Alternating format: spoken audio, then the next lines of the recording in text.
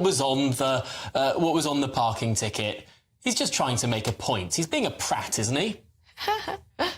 No, hey, come on, mate. I'm a first language Welsh. It's important that we watch after our language and, you know, that everything's bilingual. For us in Wales, you wouldn't go to France and expect your ticket to be in English, would you? You know, English is the most spoken language, but let's watch after these small languages. It's part of our cultural. So, you know, I take my hat off to the guy. Fair play to him for go out and to fight this. But what it's done is put it onto the mainstream media, and you're talking about it, even that you're calling him a that. You know, at least we're having a discussion about it, and it's putting the Welsh language in the forefront. And, so, you know, Gareth, speaking Welsh is important. Yeah, so Gareth, this is a matter of principle. Is there a sense that the Welsh language is being eradicated in Wales? Is this something that the Welsh people need to rise up against? Well, Welsh Government are trying to, you know, bring a lot more Welsh speaking into our daily life and teach people how to speak Welsh. Well, everything should be bilingual then. And I think, you know, it should start with government. So government should be putting pressure on these companies to make sure everything is bilingual. So I get behind this guy. Fair play to him. It's a good stance, and it puts it in the public eye. Let's have everything in both languages, especially Welsh, because that's my first language. And I'm not what? If I was Welsh, if I were Welsh, I think I would agree with you. I think I would agree with you, Gareth. It depends if you come from Wrexham.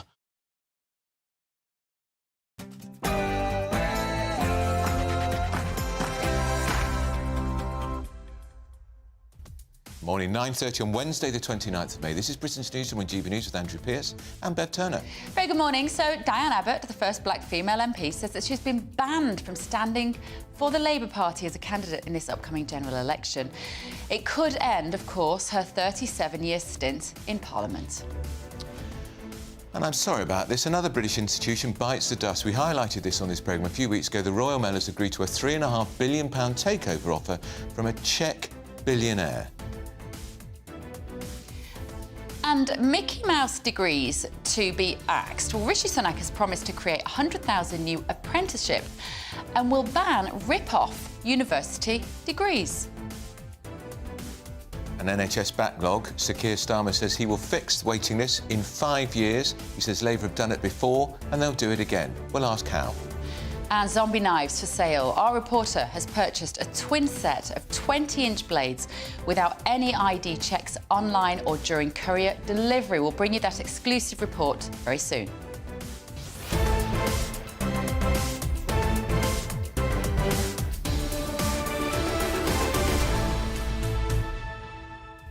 And it's day 7 of the election campaign. Oh, so riveted by it all, aren't you?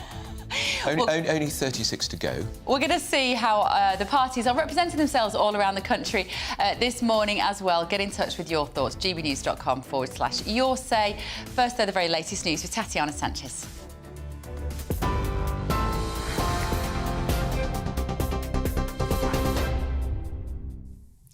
Bev, thank you. The top stories from the GB Newsroom. Diane Abbott says she's been banned from standing as a Labour candidate in the general election. The veteran MP had the whip withdrawn in April last year after she suggested Jewish, Irish and traveller people experienced prejudice but not racism.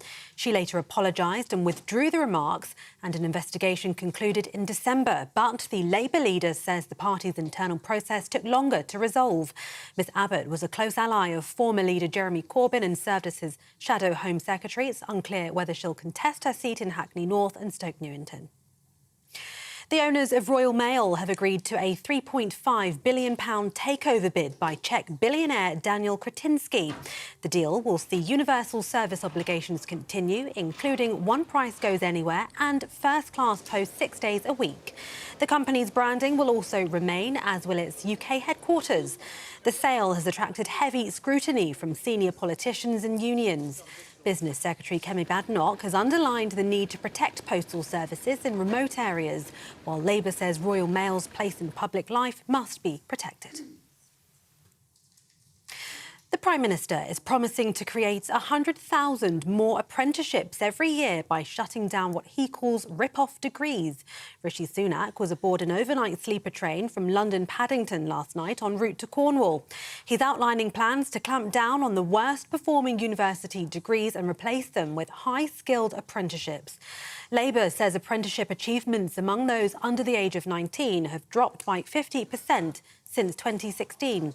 But Education Minister Damien Hinds says the plan will have a positive impact for young people. We're not going to say to any young person, you cannot go to university. We're going to make sure that when that young person does go to university, they're not going onto a course which has perhaps been a bit oversold. They're only going to go onto a course that's got good quality. Earnings potential is only part of that. Actually, a really, really important measure of quality is about completion rates. So, you know, if you've got lots of people dropping out of a course, that's no good for anybody. For the latest stories, sign up to GB News Alerts by scanning the QR code on your screen or go to gbnews.com/alerts. Now back to Andrew and Bev.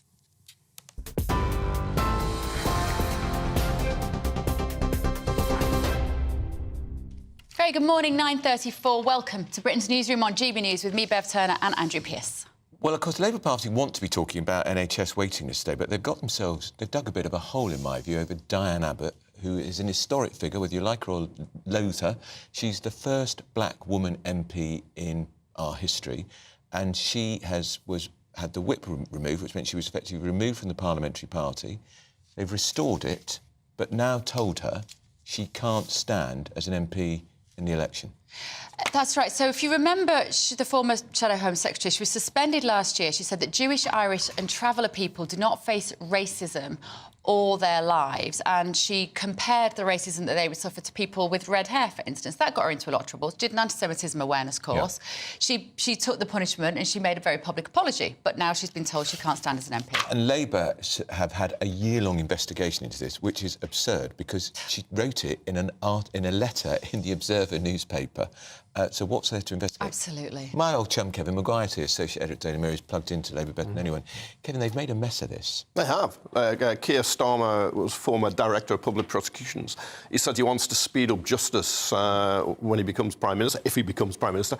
Well, he needs to speed it up in the Labour Party. But I can't one, see why it wasn't sorted within months. Or weeks. And then, and then two... letter, that's it. And two, if she has the whip restored, why it can't be up to her local party in Hackney North and Stoke Newington whether they want her as their candidate or not. Plus herself. Now, she is 70. She is in poor health. Yeah. She has been worn down by this. She's had problems with her son, which some people will actually remember. There's a big row, I think a justified row, over her educating him privately. But the way this is all handled... Private education. Yeah. I mean, that was it. People don't forget that. And I think Eamon Holmes got it when he said, well, she's unpopular in the country. She is. Some of that is racism, some of it is legitimate. Some don't like her manner. But I think she should be allowed to stand again for Labour if she wants to, and her local party want her to. She was blindsided because she'd agreed with the party. She gets the whip restored, so she's a Labour MP until tomorrow. And then she finds that the Times has written on its front page, Labour's barred her from standing as its candidate, and she now goes on TV this morning and says, yeah, I've been banned. Yeah, before any panel meets, and I suppose the panel's supposed to be independent and fair, the mind has been made up. It's a breach of the rules. No, it's terrible control freakery at the top of the Labour Party, and Keir Starmer can't wash his hands of it because he is the leader. If he let that panel know, and this happens, I know it happens because I've come across cases when it happens. You let them know that, look, I want her to be a candidate, or I think she should be allowed to stand if she wants. That panel hears, and they allow that to happen. In 2019, she had a majority of 33,000 people in that constituency. She's a hard-working local MP. Yeah, it's a Labour majority. It looks hard. Some people don't like her manner. She can be very acerbic and offhand at time. In our local Labour Party, I know there are some people who will be glad to see the back of her, but you've got to put all that aside. The local Labour Party should be able to decide who its candidate is, and then the people of that area decide who they want as their MP. It's as simple as that. And you've got even people like John McTernan, Kevin, who's a Blairite. He was Tony Blair's political secretary, saying they've deliberately humiliated her. They have. And it's shameful. And I think they've damaged themselves. I think they have. Now, in the great scheme of things, will it affect the outcome of the election? No, because people will be thinking of the economy, health, public services, crime, all the other issues. But I don't think it's good for Labour. No. She was a trailblazer as well. You've got to remember she has a prominent position, the first black woman MP. Came in with Bernie Grant and 1987. She suffers more abuse than any other MP. Some of it's vile. Yeah. There are some people who've abused her, will be crying crocodile tears now, saying, oh, Labour should let her stand, but they hate her. But nevertheless, you just come back to the fundamental democratic principle. In any party, you should allow the members, unless somebody is a bank robber or a murderer or whatever, somebody unhinged, you should allow it to stand. It's because she's Corbynite. It's because she's Jeremy Corbyn's mate. Well, many years ago, decades ago, they were more than mates. Yeah. But it's because she's a Corbynite and Starmer's trying to use the hammer of the heart. Well, they're using against her now that she liked on X, formerly Twitter, a tweet by Jeremy Corbyn's wife saying he was standing as an independent and she liked it. Well, it is possible if they freeze her out and they do block her, and it looks like they're going to, she might go and campaign for Corbyn in Islington North. Well, why doesn't she stand as an independent in her constituency? She could, but she probably wouldn't get elected. Right. In truth. Fine. Right. But Corbyn is a real threat because he's been an MP there for 40-odd years. Yeah, and one of the things about Corbyn as well, it's a very Islington North is possibly the smallest constituency geographically. Right. So the people are very concentrated. He's been there for so long. They don't know anything else. He almost knows everybody, and he'll have helped so many families. Her political history sort of should be greater than this idea that she represents the Corbynite side of the party. Yeah. And what I mean is, if Keir Starmer wants to demonstrate loyalty, and also the fact that she has blazed this trail, regardless of whether you agree with her opinions or not on things, it would have been a mark of the man, actually, I think, to say, I would like her to be part of our party because she's part of our heritage. Got a big tent, yeah. Look, she was also, it's got to be said about Diane Abbott, she wasn't blinkered and not just a straight ideological Corbynite. She's on the left, politically very close to Corbyn. In fact, they used to be boyfriend and girlfriend back in the day. But a lot of other MPs who would be on the right, call them Blairite, call them whatever you like in the Labour Party, had perfectly good political and personal relations with her. I mean, Isn't it interesting, though? It's made a lot of people who wouldn't normally have a time of day for Diane Abbott feel incredibly sorry for her. Yeah. Yes. Yeah, well, you can... I mean, I think this is a terrible injustice to her. You can disagree with somebody politically. Yeah. You may not particularly like them as a person, but you might just have this sense of decency and respect for the work that she's treatment. put into politics. Yes, yeah. But, of course, some of Starmer's supporters have saying privately it shows he's tough. Well, that's right. That will be the signal. I would say. Yeah. Should we talk about education? Yeah. It's playing a bigger part in this election campaign than we might have anticipated, I guess, with Labour's ambition to put 20% VAT on private schools. Employ 6,500 extra teachers in the schools used by 93%. Well, they might need more than that because the private schools will close down and you're going to need state schools. You're not going to get them very quickly. I think you'll find, if you're going for that survey by a private school finance company, that over 2 years ask people, well, if it goes up, might you consider taking it? That's a rubbish. One private school already announced it's closing down. Tomorrow, Kevin, we've got a teacher a head teacher from a private school, read a very good letter in the Telegraph saying it's got 600 kids in the school, rural area. They might have to close. Can I just say some private schools are not very good and are poor value for money? I know at least 4 that transferred. They were failing and they'd have gone under until they transferred into the state sector as academies. There might be more now, but I know 4 did that. I'm sorry. I'm not going to get the smelling salts out now and say, if you want to pay for private education, absolutely fine. That's your choice. You've got the money. You do it. You don't agree with that. You'd ban them. I wouldn't ban them. But I don't see why you should expect a tax perk on it and get an exemption from VAT, because it's not a charity. Private education is what you do for yourself. Charity is something you do for other people. And it's why I'm more concerned about the 93% of kids in state schools. Average £8,000 a year spent on their education. £8,000. Double that, 16 grand in a day school. Now, I want extra teachers to raise education for the majority rather than getting me hanky out and weeping for a very small minority that is, let's be frank about it, privileged. So you don't care about those children? No, I care about them, but... No, you don't care about the children. I care about those 60,000 children. I care... Well, you care about them most. I don't know what you do with your kids, but you seem to care more... It's not about me. It's totally but you seem to care about them more than the other 93%. Absolutely not. As a state-educated person, what I really, really care about is that all children get a really great education. Yeah, that's why there's 6,500 extra teachers. And choice. 6,500 extra teachers. You're not going to have schools to employ them in. Where are you going to build these schools overnight? Which schools? You're going to need more state. What, for the 6,500 teachers? You're going to need them for the pupils out. and the teachers. How many? There isn't a lack of teaching. How many are coming out at the moment? How many are coming out? Well, what did the Institute of Fiscal Studies say, which is a very thorough think tank? 40,000. 3 to 7%. They thought 40,000. 3 to 7. 40,000. Well, Disagree with you. They said 40,000. Yeah, but it's 3 to 7%. 3 to 7%. But that's 40,000. 40,000 is where are they going to go to school, Kevin? Yeah. Where are they going to go? There are spare capacity in state schools because the birth rate is falling. You can see the projection, the numbers are coming down. A lot of those state schools are not very good at all. 80% of state schools are good or outstanding, excellent. But you're taking away the parental choice. I'm not leaving the choice. This is what I don't understand. Why do you expect a tax perk? This is what I don't understand about the left. What you are leaving is going to be you're going to be leaving private schools for the super rich. Hang on, for the super rich, because it won't make a dent. That's what you think. That's what you think you understand about the left. What I understand about the right is it defends privileges for itself under the cloak of selflessness. And lawyers.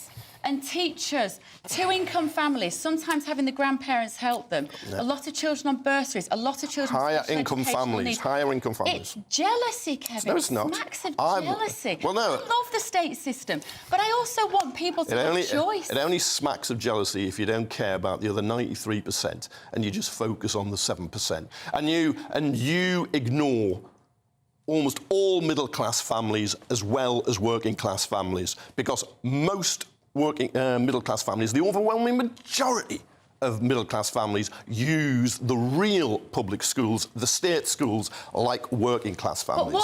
But what those parents are doing is taking pressure off the state system. Well, they can continue paying. That's all right. I'm happy for them to pay. Children at private school. I'm happy. 6,000 children at private school. Not all of those are the children of billionaires. Most of them are the children of hard-working middle-class people. You can pay as you want, right? If you want to pay, you can pay.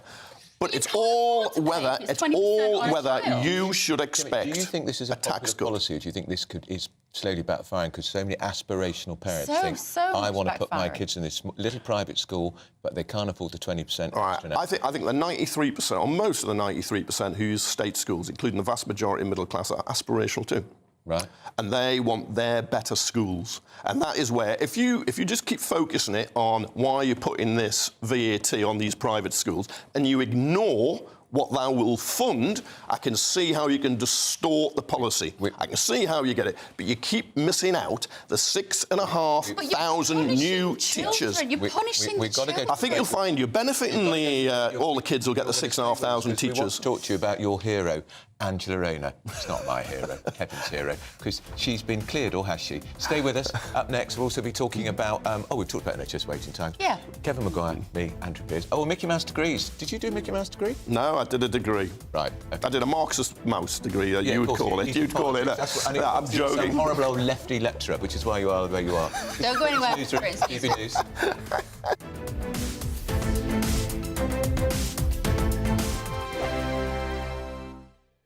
Join me, Camilla Tominey, every Sunday at 9:30 when I'll be interviewing the key players in British politics and taking them to task. This report basically says that he's not fit to stand trial. With an upcoming election looming over Westminster, now is the time for clear, honest answers. I agree. And that's precisely what I'll get. Is he indecisive? Incompetent? That's the Camilla Tominey Show at 9:30 every Sunday on GB News, the People's Channel, Britain's election channel. Martin Daubney, weekdays from 3 p.m. 2,000 football banning orders have been issued to England fans ahead of this summer's Euro 2024 tournament in Germany. But authorities think that more than 300,000 England supporters could go to Germany, with Scotland fans, of course, also expected to travel in huge numbers. Well, I'm joined now by GBNews' home and security editor, Mark White. Mark, welcome to the show. So you went to a press briefing this morning. As I understand, the authorities are gearing up to tackle what they see as a huge wave of potential hooliganism at the tournament. What's the latest?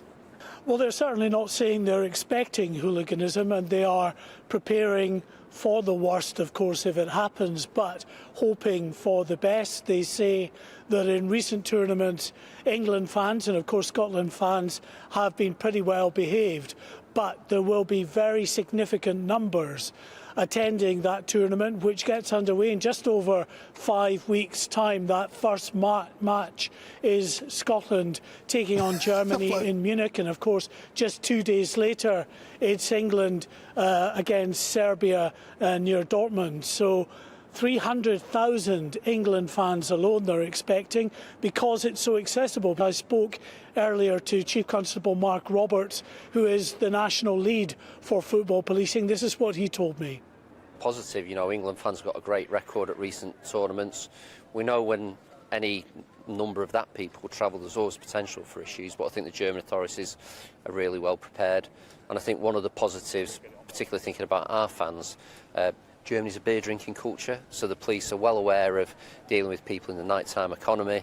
They deal with plenty of big festivals, so I think we're going to a place that is well suited to work with us to keep everyone safe and make sure there's no issues. We're GB News, and we come from a proud tradition of British journalism. That's why I'm so excited to be here. It's something so new. The first news channel to be launched in Britain in over 30 years. Launched to represent the views of the British people. To go where other broadcasters refuse to go. How did you find out about the story in the first place? Launched with one aim. To be the fearless champion of Britain. It's an absolutely fantastic atmosphere here. This is GB News. The People's Channel. GB News, Britain's news channel.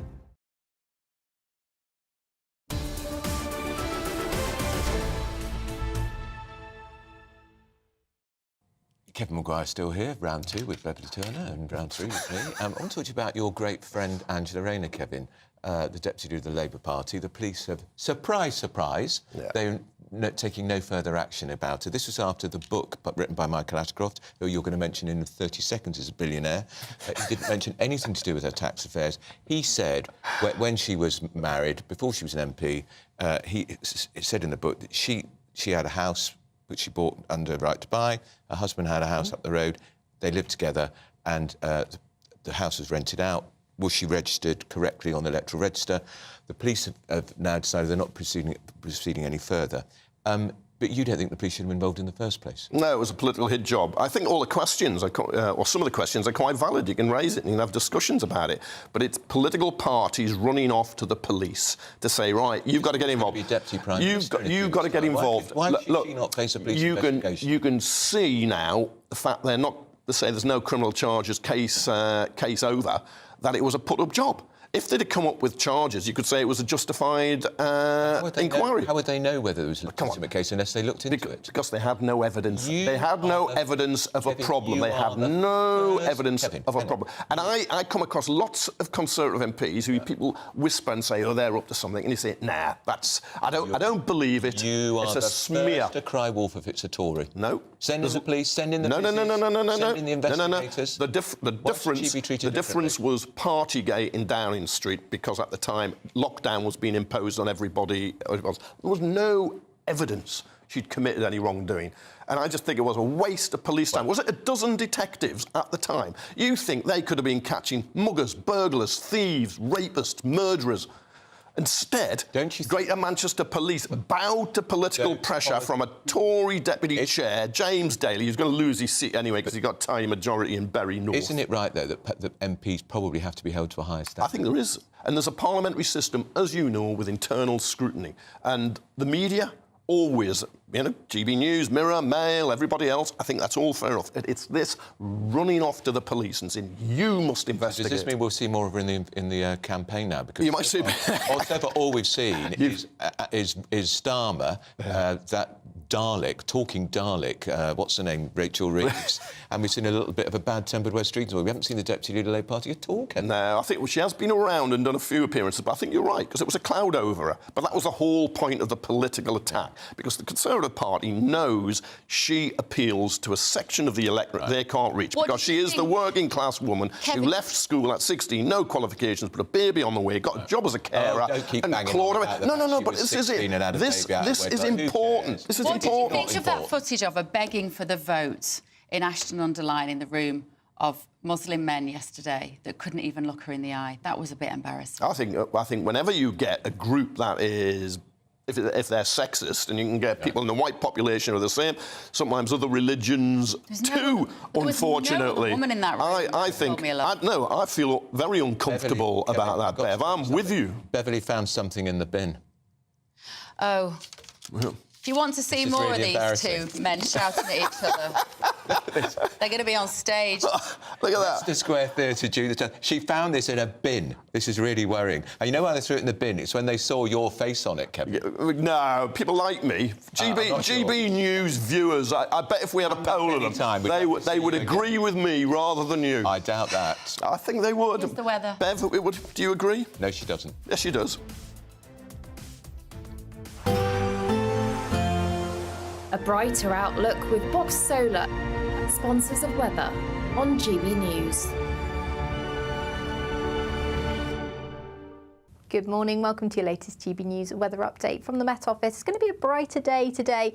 There's still some very heavy and thundery showers around though, and a weather warning for thunderstorms across much of Scotland. That's where the showers are going to be most persistent and quite slow moving later on today. They're wrapped around this area of low pressure, so they'll be pushing in from the north and east through the day. So most persistent across eastern areas, but in the west there's still a risk of some showers, so I think sunny spells and showers for many western areas. However, it should be a bit of a dry day across the south, and in the drier weather, with the dry weather, temperatures will climb a little higher, so it's going to be a warmer day, highs of around 20-21 degrees across southern areas. Now, through this evening, the showers will really continue across Scotland in particular, where we have that warning in force. It's here where they will be quite slow moving, so we could see quite a lot of rain falling in a short space of time, bringing some localised flooding issues. There's also some heavy showers to come through this evening across parts of Northern Ireland. Further south and west, it will turn a bit drier this evening, actually across Devon and Cornwall. Much of the south coast, it should be a fairly fine end to the day, and it will likely stay clear across many southern and central areas throughout the night tonight. Across the east, though, some heavy showers will continue. It's particularly the north and east, where we're closer to that low pressure, the more unsettled weather, where we're going to continue to see some outbreaks of quite heavy rain. It's quite a brisk breeze as well. It's a northerly wind developing through tonight and into tomorrow morning, so temperatures will be held up because of the strength of the wind, so temperatures not dipping much below double digits across the UK. Quite a breezy day to come on Thursday. A lot of cloud around with showers continuing, particularly across eastern areas. We could see some more persistent rain spreading into the southeast later on in the afternoon on Thursday, but from the west it will start to turn drier as the afternoon goes on, so some late sunshine to come for many western areas, but with that northerly wind is going to be a much fresher day. See you later. Bye-bye. That warm feeling inside from Boxed Boilers, sponsors of weather on GB News.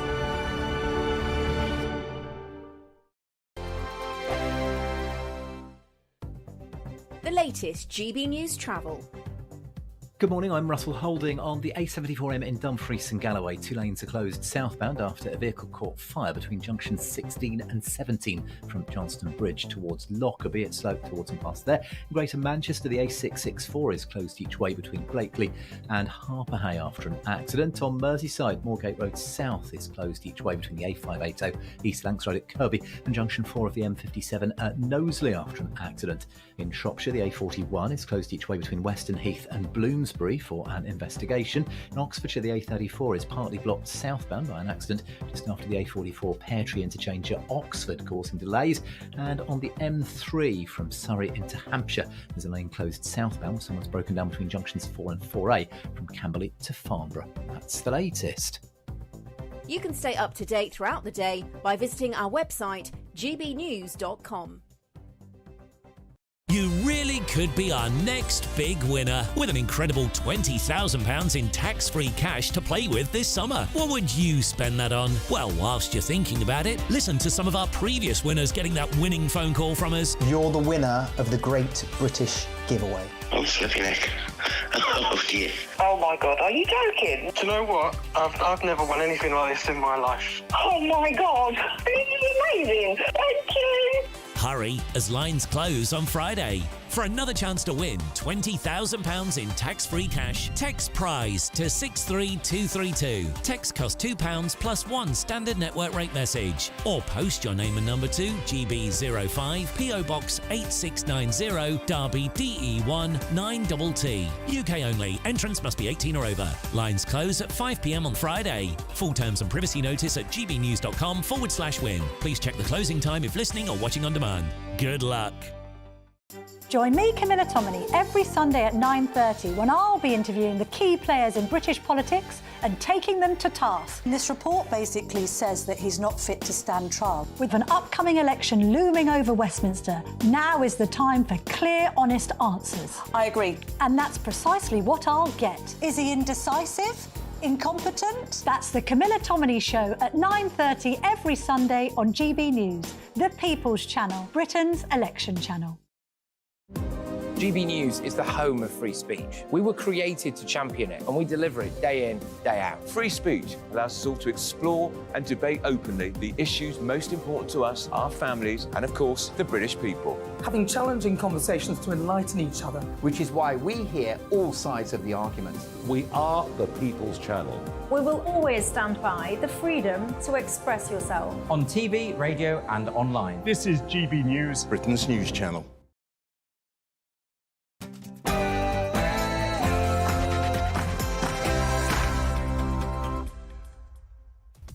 It's 10 o'clock on Wednesday the 29th of May. This is Britain's Newsroom on GB News with me, Bev Turner, and Andrew Pearce. She's the first black female MP in history, and she says she's been banned from standing as a Labour candidate with Diane Abbott in the general election, but she's tweeted she'll still be campaigning for a Labour victory. What have they promised her?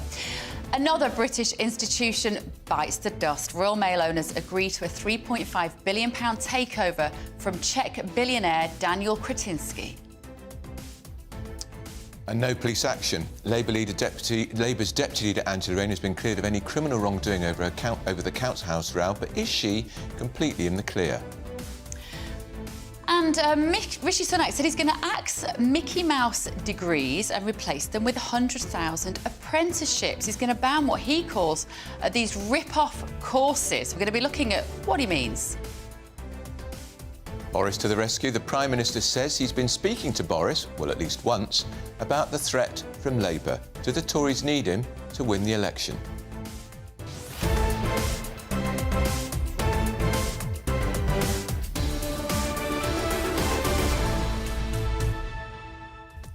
Well, I make a prediction we'll hardly see him. He's going to spend a lot of time abroad. He's also going to be on holiday. That's a convention for former Prime Ministers. Thatcher was always on holiday during the election. She'd do a campaign for maybe one day. I think perhaps we'll see him one day on the campaign trail. I'm not sure he's going to bring any benefit to the Conservative Party, is he? I know people go on about the fact that, oh, he's this wonderful, charismatic raconteur, but after lockdowns, no matter which side of that fence you sat on, you feel he let you down. So maybe I'm wrong. gbnews.com/your say. We'd love to hear your thoughts this morning. First, though, Tatiana Sanchez with the news.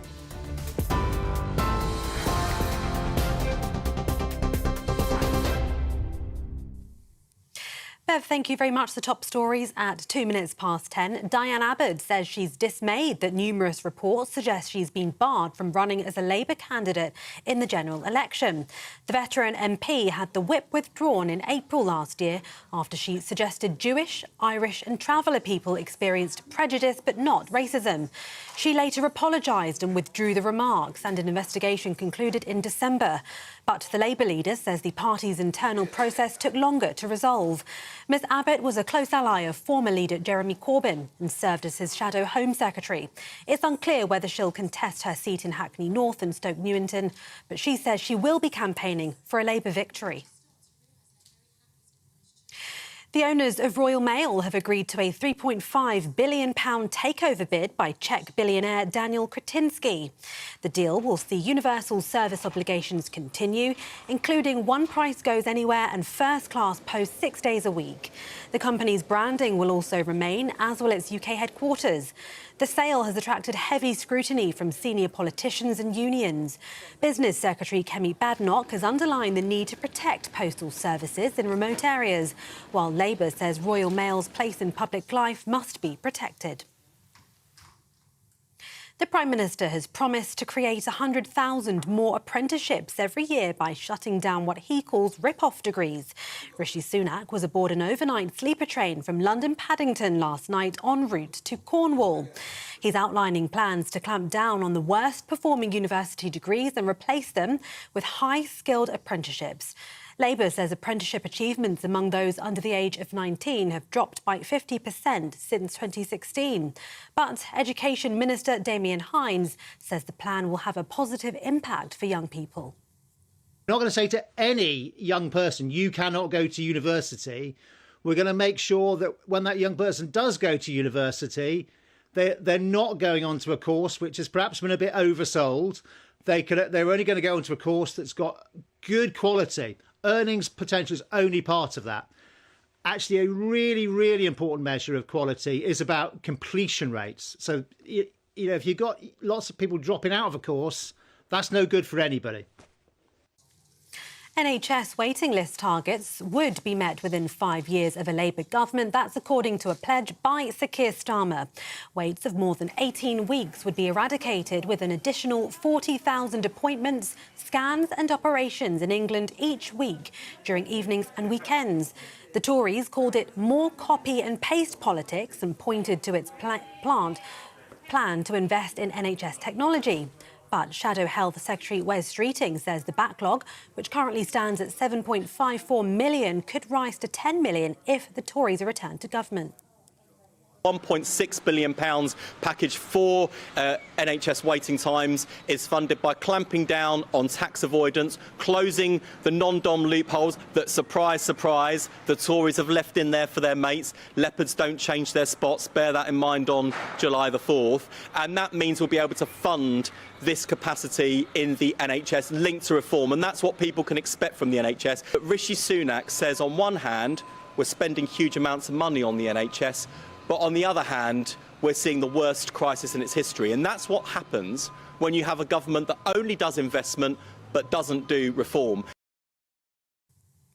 Meanwhile, the Liberal Democrats will pledge an extra £1 billion to champion British farming. Sir Ed Davies expected to outline a plan to undo what he calls a legacy of failure by the Conservative government. It's understood he's promising to renegotiate overseas trade deals and address a chronic shortage of workers. MP for North Shropshire Helen Morgan told GB News the government has botched its support for farmers.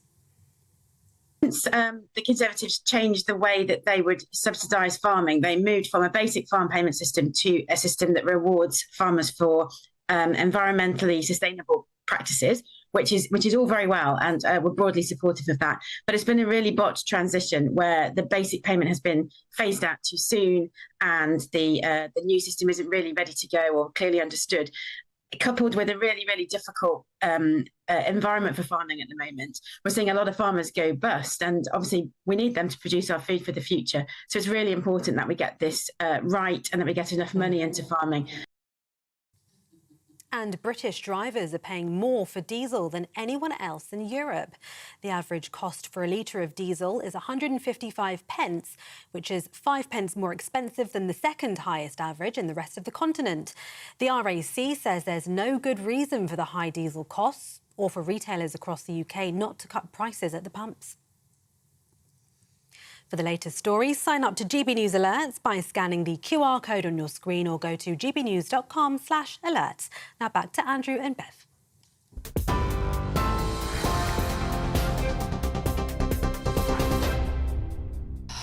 Welcome back, 10:07. Lots of you getting in touch this morning. That debate with Kevin Maguire. Archie says this LIBOR, L-I-E, Labour guy only cares about Labour getting in, not anything else. Once again, the usual whataboutery, jibber-jabbering, them and us divisive rhetoric.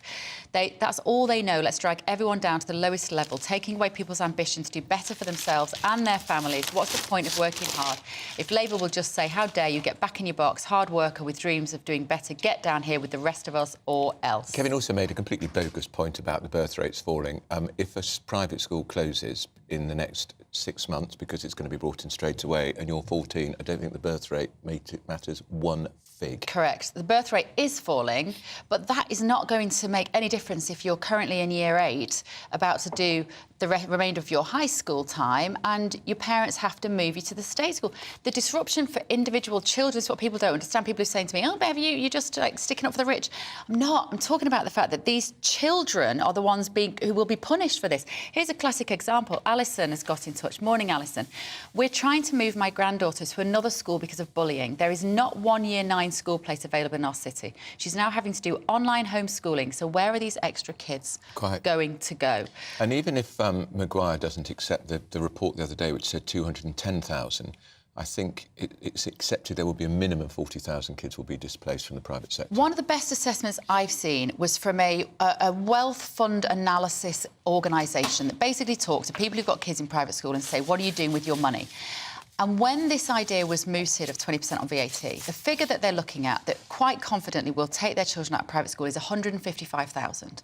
You have to give a term's notice. So if Starmer is in September, those parents are going to have to take a hit on it from September to Christmas.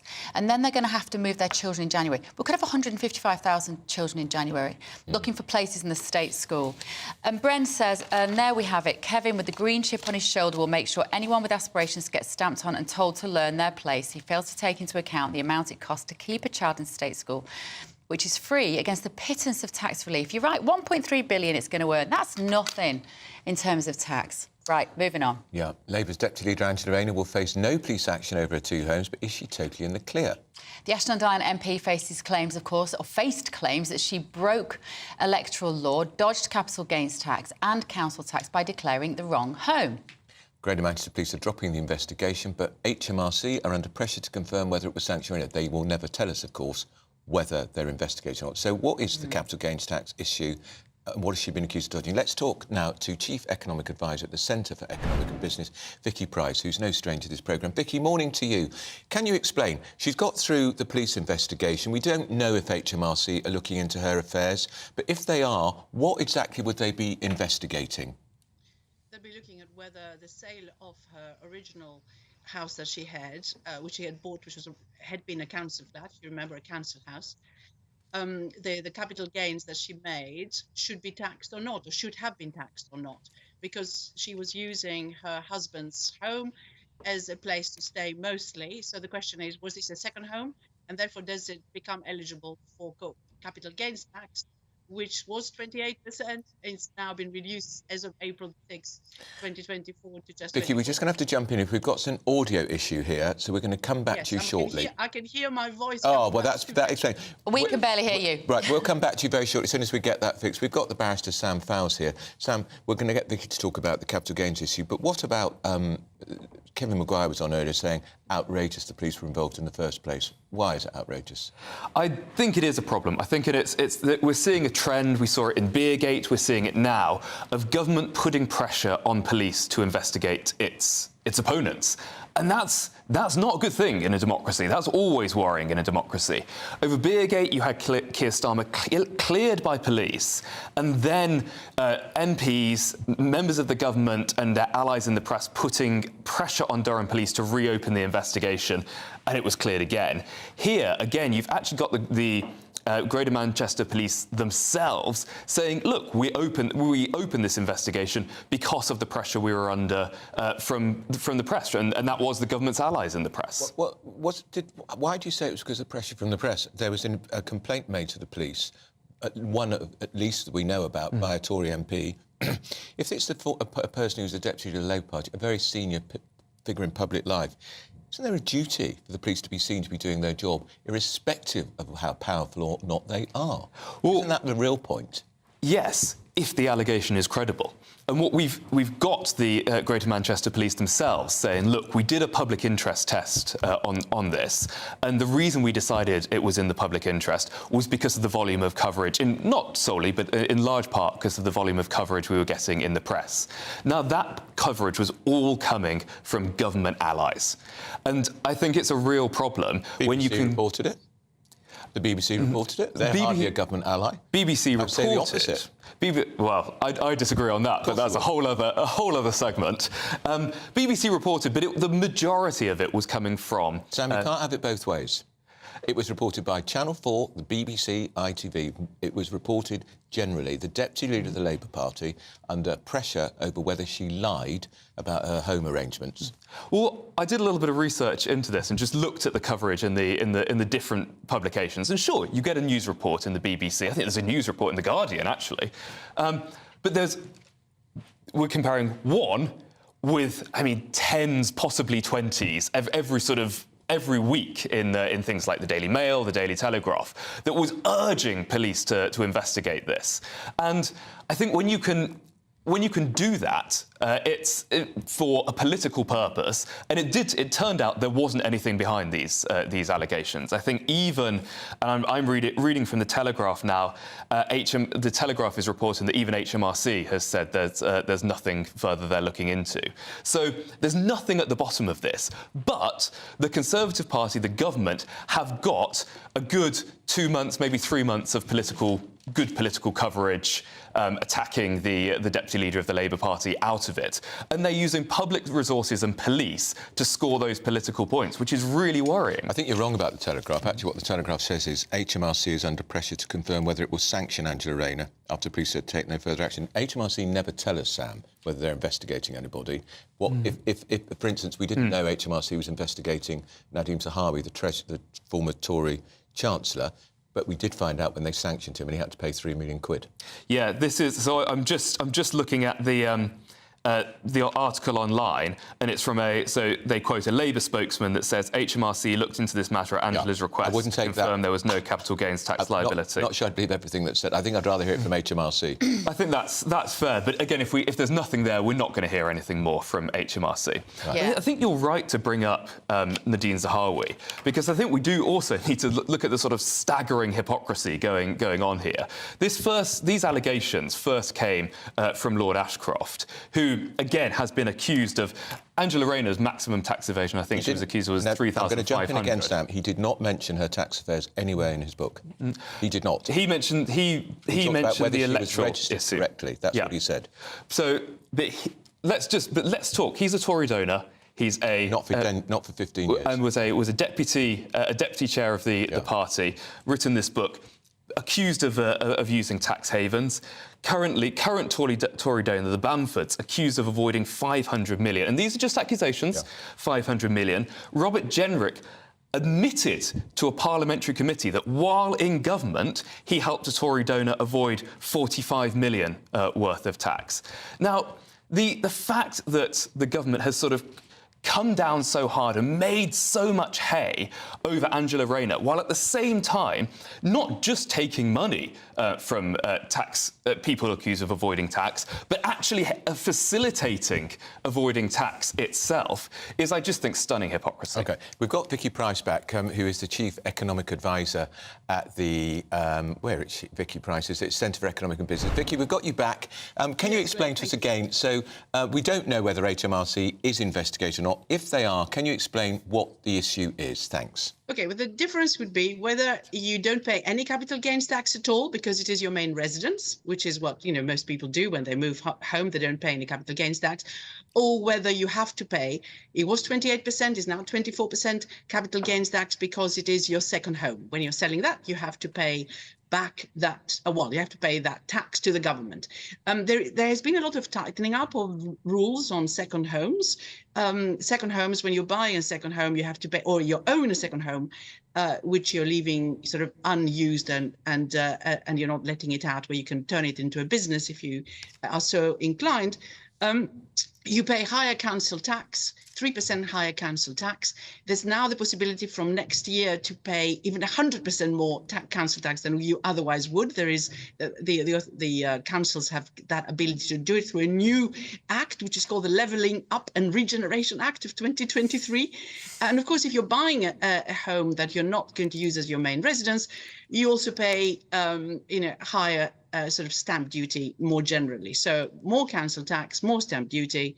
And that, of course, is a big issue for anyone who wants to own a second home. Now, if you can have a second home and you sell it without having to pay any of these extra things, then obviously there is eyebrows sort of will be raised, and you wonder, whether all those things that exist for everybody else have not applied in this case. And I think that was what was being looked at. OK, Vicky, thank you so much. Vicky Price there. I'm glad we got you back to explain that. Can I just ask a quick question of you, Sam, before we go? Degrees being swapped for apprenticeships. You're not long out of university. You did law? I did history and then law. You did history and then law. Is this the right move by Rishi Sunak? Are there loads of degrees out there and are students being short-changed by degrees that are just not worth the money? I think yes. I actually think Rishi Sunak is right on this. I think there's a lot of degrees that aren't the quality that they should be. What I would prefer to see, though, is us investing in higher education in order to make degrees good, because I think, certainly for me, I learn much more from my experience of higher education, just experience of spending time at university, than I did. I mean, I can recite you some dates about French history if you want, but I think the real value was that experience. I don't want to see students lose that. So I'd like to see proper investment in higher education rather than just sort of giving up the goat. Yeah, OK, Sam, I really wanted your take on that. No, absolutely. Right, thank you so much. Still to come this morning, how did a Bulgarian gang manage to defraud £50 million from the government? A simple bit of editing. Find out how next.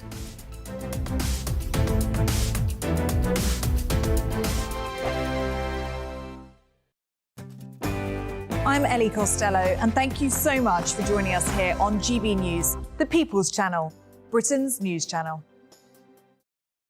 We're GB News, and we come from a proud tradition of British journalism. That's why I'm so excited to be here. It's something so new. The first news channel to be launched in Britain in over 30 years. Launched to represent the views of the British people. To go where other broadcasters refuse to go. How did you find out about the story in the first place? Launched with one aim. To be the fearless champion of Britain. It's an absolutely fantastic atmosphere here. This is GB News. The People's Channel. GB News, Britain's news channel.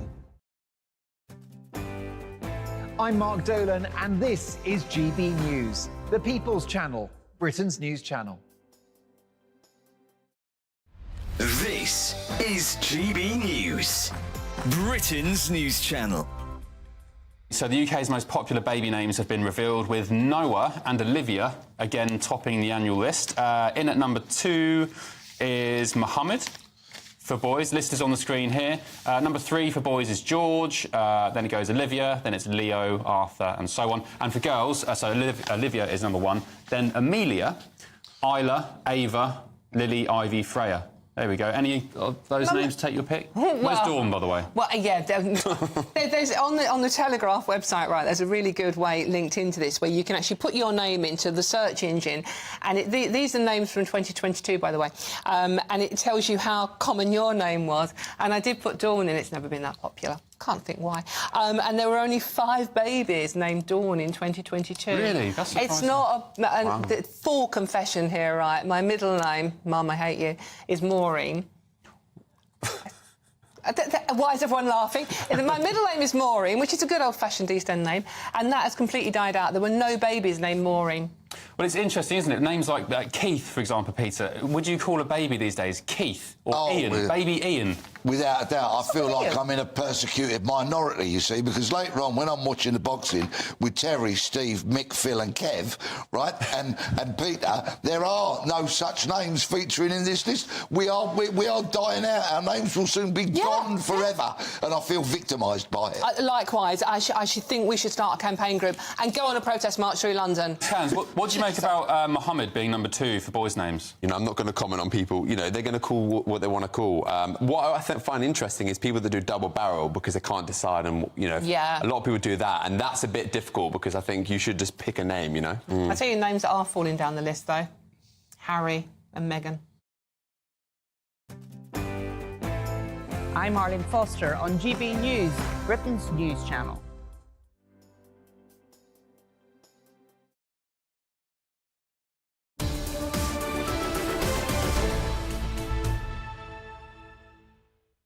(10:22) with Britain's News on GB News with Andrew Pearce and Bev Turner. The panel are here. Oh, but first, Ed Davey, the Lib Dem leader, doing his pre-election shenanigans with his paddleboarding incident. Did he make a big splash? He made a very big splash, Stephen Pound. Just wait, we're not quite coming to you yet. I hope he didn't swallow anything. Stop it. It got us thinking about the gaffes that usually come along with campaigning, but hanging from a zip line or falling into water. Politicians do make a fool of themselves, don't they, on the campaign trail? Let's have a look at some of the best ones.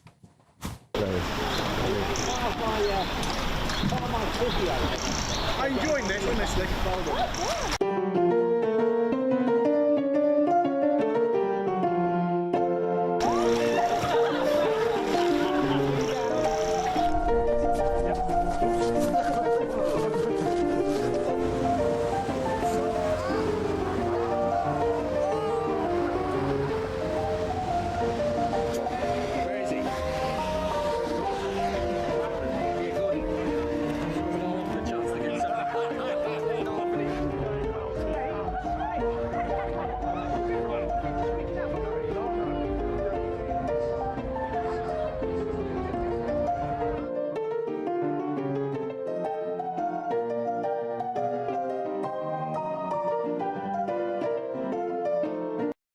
Because, of course, he's better at cricket. Yeah. Why do they bother? We've got Labour MP Stephen Pound here and broadcaster Former Mike Labour MP. Parry. Oh, did I just call you a Labour MP? Yes, early days, early days. You always seem more powerful to me, Stephen, than you actually are. Many years since a woman said that. Mike, when you look at those clips, you just think, even particularly the Ed Davey one yesterday, these politicians don't learn anything about the fact that they just ridicule themselves. They do ridicule themselves. I mean, the Ed Davey one to me was so utterly pathetic. What it reminds me of in my business is that whenever a couple break up, they always go away on a make-up honeymoon holiday and, oh, surprisingly, there's a photographer in the bushes who takes a picture of them cuddling, but you can always tell that they know the photographer's there because they always look at the camera. You know, you can always, is he taking the picture?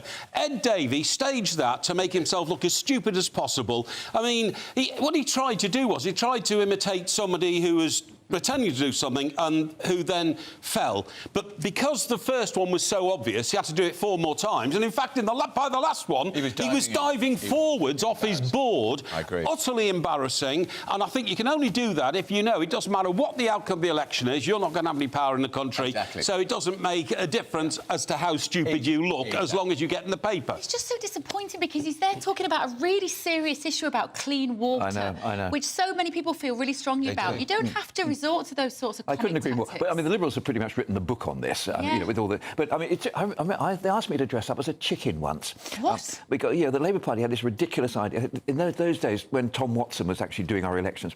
First of all, in one of the by-elections, I seem to remember, we had somebody walking around with a top hat and an old Etonian costume. Yes, they were trying to say the Tory MP was a toff. From the it was Edward Timpson, who were cobblers. That was what they did for a living. as was the whole plot. But I mean, Timpson was a thoroughly decent guy. Up in Crewe. Yeah, indeed. It was Gwyneth Dunwoodie's seat. And the Tories won. Yeah, they did. But, we've tried these stupid... I mean, the idea about dressing up as chickens, I think we were looking... I can't remember who it was, Oliver Letwin or something, gone missing. Yeah, it's ridiculous. But on the other hand, sometimes it works. Let me cast your mind back to John Prescott lamping some geezer in North Wales. I mean, Prescott's ratings went up. But that wasn't set up, was it? No. That wasn't a set-up. That was just natural. But that's because people respond to them being real and being themselves. Hadn't the bloke smashed an egg on his head or something? Threw an egg at him. Threw an egg at him, and Prescott took him out with his left foot. Yes, he did, yeah. And somebody threw an egg at Harold Wilson.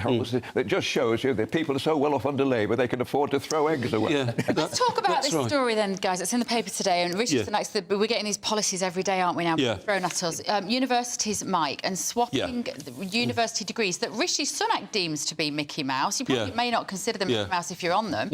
To swap them for 100,000 apprenticeships instead. I think on the surface, it's probably a pretty good idea. Well, it's a good idea to stop sending children to university to waste 3 years of their life. I think we've got a huge... At our money. At our money, yeah. Only 1 in 4 student loans are ever paid back. I totally agree, and the 9,000 quid becomes just a distant memory by the time they're 25, and probably hope that, you know, we'll never pay it. But the university industry in this country, this is a much bigger story, is a complete and utter racket, OK? Right. Now, I did a live show down in Portsmouth last year, and I was amazed to find that half the audience were Chinese. And the reason is that there's a huge number of Chinese students at the University of Portsmouth, which nobody in China had ever heard of 3 years ago. Cambridge, Oxford, London, fine. But we started turning good establishments like technical colleges and polytechnics into universities, and then we sold them around the world. And that's where universities make huge amounts of money. They pay their vice-chancellors between £300,000 and £400,000 a year to run these ridiculous courses. Nobody needs to do them to get a decent job in this country, and I think it's a huge fiddle. If you go to University Myzakov, which is in Preston, you can do a degree, Stephen Pound, in floristry and floral design. Yeah. You can do that. Well, you go down the road, me, isn't it? learn at your local florist shop. Yeah. Do an apprenticeship. Yeah. Because that's what Sudat's saying. Do an apprenticeship. Yeah. Well, I mean, this is this old argument between vocational and academic. And I've got 2 children. My daughter went to university as a teacher. My son went to technical college, and he's a sparky. Excellent. He's earning a bit more than she does. Yeah, of course. Yeah. But look, I mean, the idea that you could actually do Spice Girls studies or Beckham studies, I think that's... I think it's one of the operations in Plymouth. Well, Tony Blair said he wanted... I'm all right with that. He wanted 50% of the people to go to university. Which is a mistake. Well, a number of us said at the time, and he said, even if you're doing a ridiculous degree, the process of learning, assimilating and regurgitating is a worthwhile process. No, it's not. I said cobblers. I totally agree. The other thing is, by the way, the construction industry has made billions out of this. Every time I go to Southampton or Bournemouth or another university town, another tower blocks come up. And these are to accommodate overseas students whose parents can afford for them to live in luxury. I'm talking about ensuite rooms. I didn't have an ensuite room when I was a student, you know what I mean? They are like 5-star hotels, university accommodation. Exactly. Die when you... Exactly. Cleaners that come in and clean their rooms like a hotel. There's a whole category in planning now called purpose-built student housing. Right. It's actually a planning category. And now, if you go along the A40 as you come into Let's have a look at some of these courses. Yeah, but it's one of the things. All my mates have got kids at university. They're back already. Done. Yeah. September. That's right. They came back in May. The course is very good. Complete not a joke, Listen to some of these. So you can do at Falmouth University, University of Kent and University of Salford. You can do comedy writing, stand-up comedy. Rubbish. No, great, brilliant. That actually might lead to a job. No. The only way you get to become a comedy writer is to go to comedy shows and watch the experts doing it and mix with them. And, no. Cornwall College. Surf science. I'm all right with that. No. Years. What's that about washing? Years. Yeah. 3 years. You know, you go and you work out. I presume it's also not just about whether you can stand on a surfboard. Just go and talk to Andrew Ridge, who used to be in WAM. He's surfing. Do that one. Yeah. What about Kingston University? You can do hand embroidery. Hand embroidery for 3 years. Good. For 3 years. I mean, you could make the Bayeux tapestry. You know what I mean? Why not? Very good. Yeah. But you know, this one, I wish I'd done this. University of Greenwich, viticulture and oenology, which is of course grape growing and winemaking. We're all up for that. We're all up for that. You see, this is the thing. Some of these courses will lead to actual jobs in that area. If you're a fantastic hand embroiderer, you can sell your stuff on Etsy, make a good living. The principle is that some of the media operations I've worked at over the last 20 or 30 years, you go into the front door and there's a girl sitting behind the desk says, "Oh, hello, Mr. Parry, you're in studio so-and-so." That girl's got a degree, a BSc from Leeds University, but can't get a job in the discipline that she was reading for 3 years because it's oversubscribed. What do you say to a person with a social work degree, you know? More chips for that, please. Yes, exactly. That's absolutely right. What did you do at university? Economics. Did you? Oh, I love a bit of academics. Yeah, but I was 30 when I went to university. And was it worth it? Oh, absolutely. I mean, I was a hospital porter before that, and I'd been just working in physical jobs. But the Office for Students regulator, which there is, says 1 in 3 graduates are in jobs that don't require a degree. That is the point of it. Absolutely. Absolutely. Charlie Mullins, our old friend from the plumbing world, should run higher education in this country. He gives children apprentices and turns them into plumbers and carpenters and electricians, and that's far more use to society. And you're never out of a job. Never out of a job. You're absolutely right. Never out of a job. When I tried to get my... out of time, gentlemen. Oh, yeah. Out of time. You'll be Mike, back. Stephen, you'll be back in the next hour. Tatiana Sanchez is waiting very patiently for us. We're late with the news. Sorry.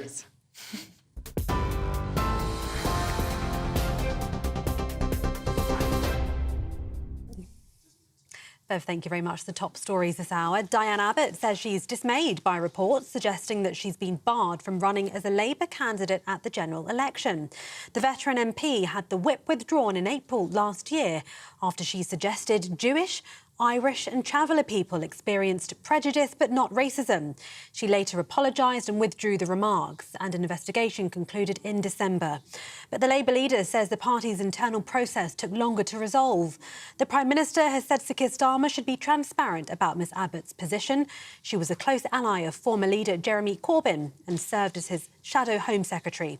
It's unclear whether she'll contest her seat in Hackney North and Stoke Newington, but she says she will be campaigning for a Labour victory. The owners of Royal Mail have agreed to a £3.5 billion takeover bid by Czech billionaire Daniel Kretinsky. The deal will see universal service obligations continue, including one price goes anywhere and first class post 6 days a week. The company's branding will also remain, as will its UK headquarters. The sale has attracted heavy scrutiny from senior politicians and unions. The Prime Minister was aboard an overnight sleeper train to Cornwall last night as unveiled a plan to create 100,000 more apprenticeships. Rishi Sunak says Britain will benefit from more skilled workers, which will be achieved by clamping down on the worst performing university degrees. But Labour says apprenticeship achievements among those under the age of 19 have dropped by 50% since 2016. And British drivers are paying more for diesel than anyone else in Europe. The average cost for a litre of diesel is 155 pence, which is 5 pence more expensive than the second highest average in the rest of the continent. The RAC says there's no good reason for the high diesel costs or for retailers across the UK not to cut prices at pumps. For the latest stories, sign up to GB News Alerts by scanning the QR code on your screen or go to gbnews.com/alerts.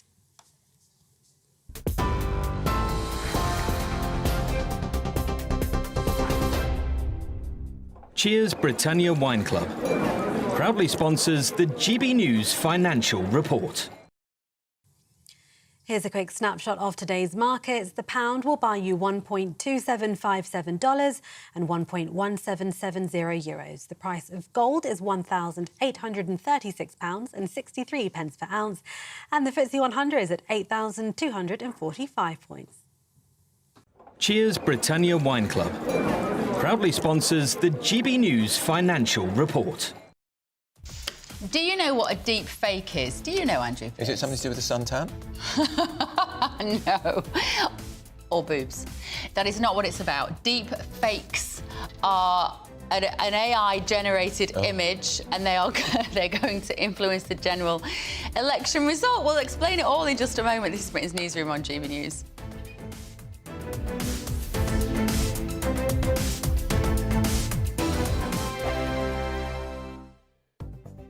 The latest GB News travel. Good morning, I'm Russell Holding. On the A74M in Dumfries and Galloway, 2 out of 3 lanes are closed southbound after a vehicle caught fire earlier between junctions 16 and 17 from Johnston Bridge to Lockerbie. It's busy as a result. In Greater Manchester, the A664 is closed each way between Blakely and Harperhay after an accident.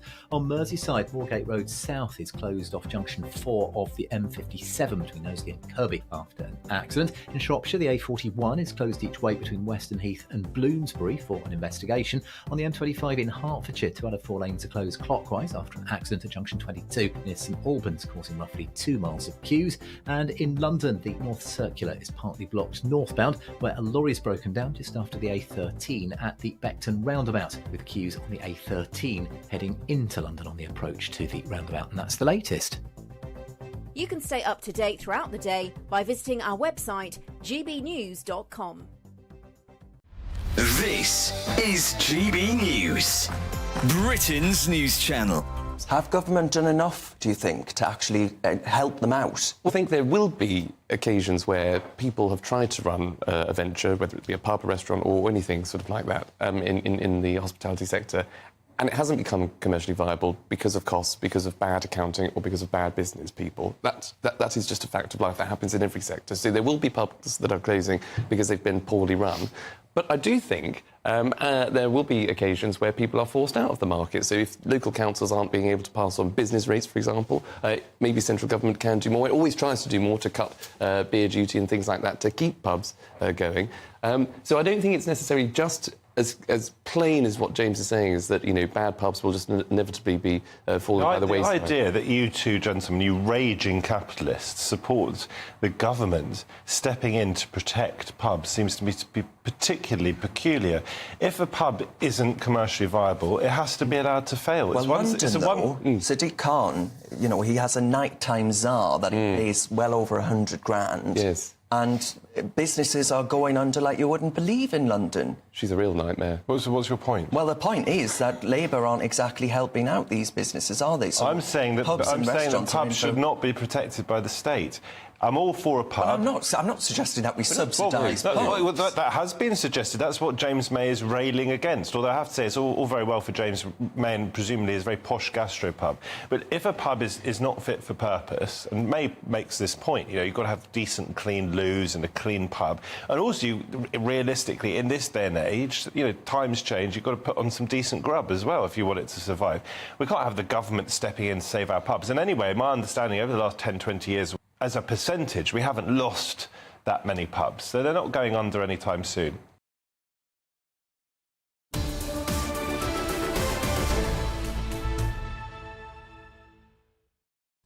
Now, new research shows that bogus photos and videos generated by AI, artificial intelligence, could actually influence the outcome of the coming general election. So these manipulated images, they're known as deepfakes. Nothing to do with suntans. Could be used to attack politicians' character and apparently spread hate. And it's pretty scary just how easy it is to do, because in 5 minutes, our own crafty producers whipped up this deepfake. Hello, my name is Andrew Pierce. I love the election coverage and can't get enough of live speeches on our show. I love my co-presenter Bev Turner and my talented producers Eleanor and James. After the show I'll be boogieing to my favorite band, ABBA. Bye for now. Hello.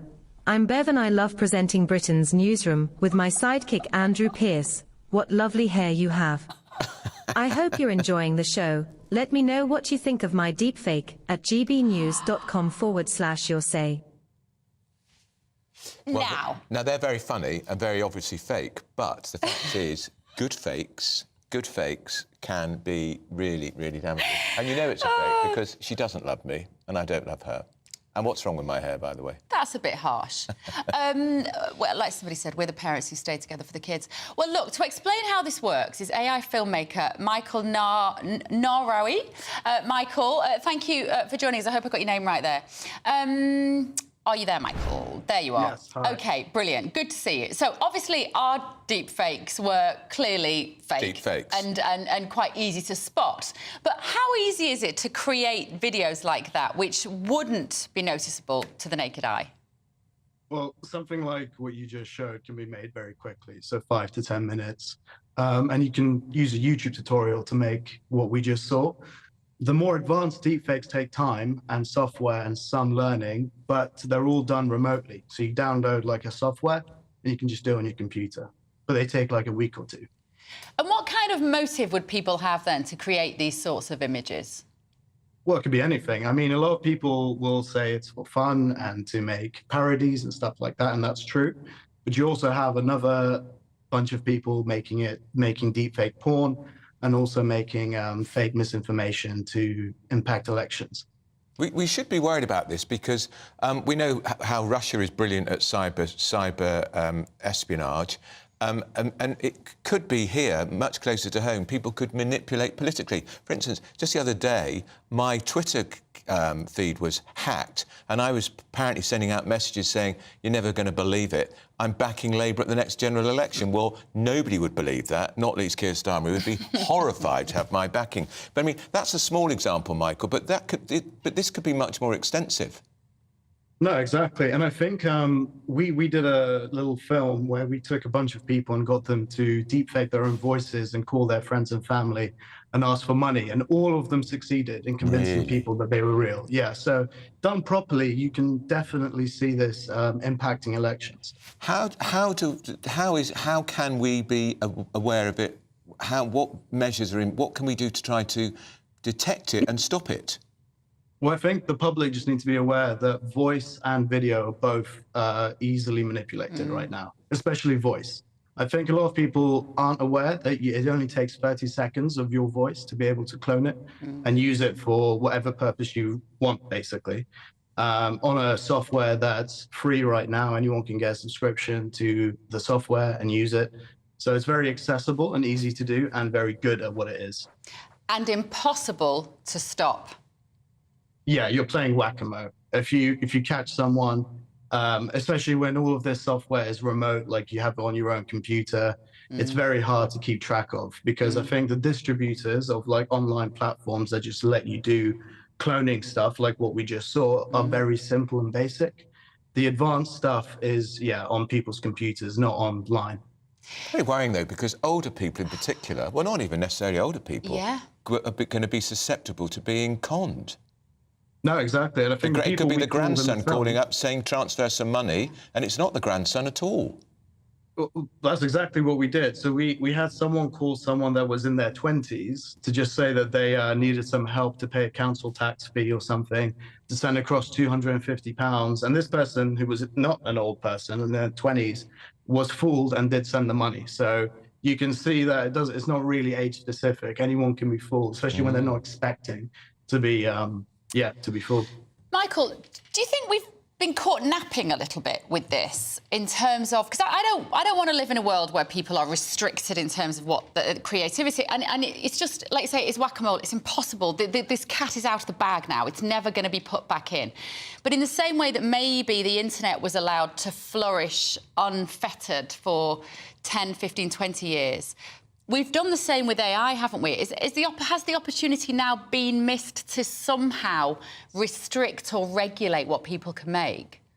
I think there's a lot of, there's a feeling like it's a Pandora's box and we've opened it, now everything's out and there's no way to fix it. Well, I don't subscribe to that, because I think we see advanced developments in AI every other day.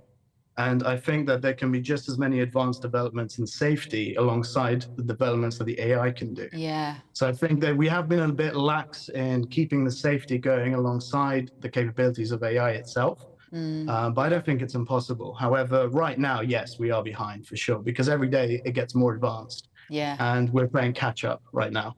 See, what worries me is when governments start getting involved in this stuff, because it's so easily manipulated, and you know, you could have the government of any country manipulating it to their own advantage, and you can then have them trying to clamp down on independent filmmakers like Michael and saying, well, you can't make that because that comes under misinformation. It's terrifying times, actually. Michael, thank you so much. That was really interesting. Michael Narowi there, filmmaker. What's worrying is GB News management see that and rather prefer the deep fakes to the real Andrew and Bev. Hope they don't. I was quite posh in that, though. I sounded like a robot. I sounded like Rachel Reeves' brother. I knew you were going to say that. She is a walking, talking candidate to be the next Dalek in Doctor Who. That was a surprise to us, by the way. We hadn't seen that. James and Eleanor hadn't allowed us to see that before we go on air. They're like humiliating us. And if we knew how to do it back, we would do it to them, but we don't know how to do it back, so we're not clever. Right, keep your thoughts coming this morning, gbnews.com/your say. But up next, how easy is it to purchase a so-called zombie knife? Our reporter, Charlie Peters, is going to reveal all in just a moment. This is Britain's Newsroom on GB News with the real Bev Turner and Andrew Pearce. Good morning, welcome to your latest GB News weather update from the Met Office. It's going to be a brighter day today. There's still some very heavy and thundery showers around though, and a weather warning for thunderstorms across much of Scotland. That's where the showers are going to be most persistent and quite slow moving later on today. They're wrapped around this area of low pressure, so they'll be pushing in from the north and east through the day. So most persistent across eastern areas, but in the west there's still a risk of some showers, so I think sunny spells and showers for many western areas. However, it should be a bit of a dry day across the south, and in the drier weather, with the dry weather, temperatures will climb a little higher, so it's going to be a warmer day, highs of around 20-21 degrees across southern areas. Now, through this evening, the showers will really continue across Scotland in particular, where we have that warning in force. It's here where they will be quite slow moving, so we could see quite a lot of rain falling in a short space of time, bringing some localised flooding issues. There's also some heavy showers to come through this evening across parts of Northern Ireland. Further south and west, it will turn a bit drier this evening, actually across Devon and Cornwall. Much of the south coast, it should be a fairly fine end to the day, and it will likely stay clear across many southern and central areas throughout the night tonight. Across the east, though, some heavy showers will continue. It's particularly the north and east, where we're closer to that low pressure, the more unsettled weather, where we're going to continue to see some outbreaks of quite heavy rain. It's quite a brisk breeze as well. It's a northerly wind developing through tonight and into tomorrow morning, so temperatures will be held up because of the strength of the wind, so temperatures not dipping much below double digits across the UK. Quite a breezy day to come on Thursday. A lot of cloud around with showers continuing, particularly across eastern areas. We could see some more persistent rain spreading into the southeast later on in the afternoon on Thursday, but from the west it will start to turn drier as the afternoon goes on, so some late sunshine to come for many western areas, but with that northerly wind is going to be a much fresher day. See you later. Bye-bye.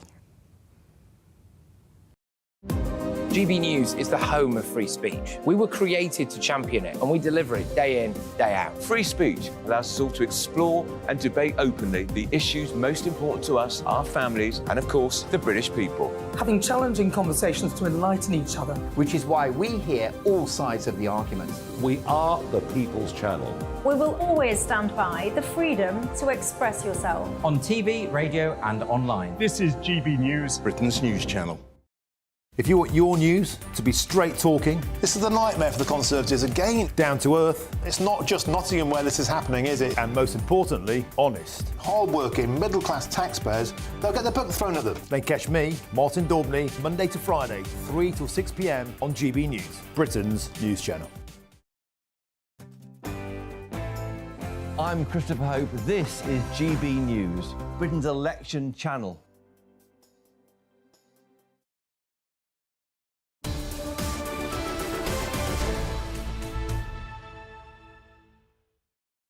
Now, the Prime Minister's been speaking to reporters on the campaign trail in the southwest. Let's have a listen to what he had to say.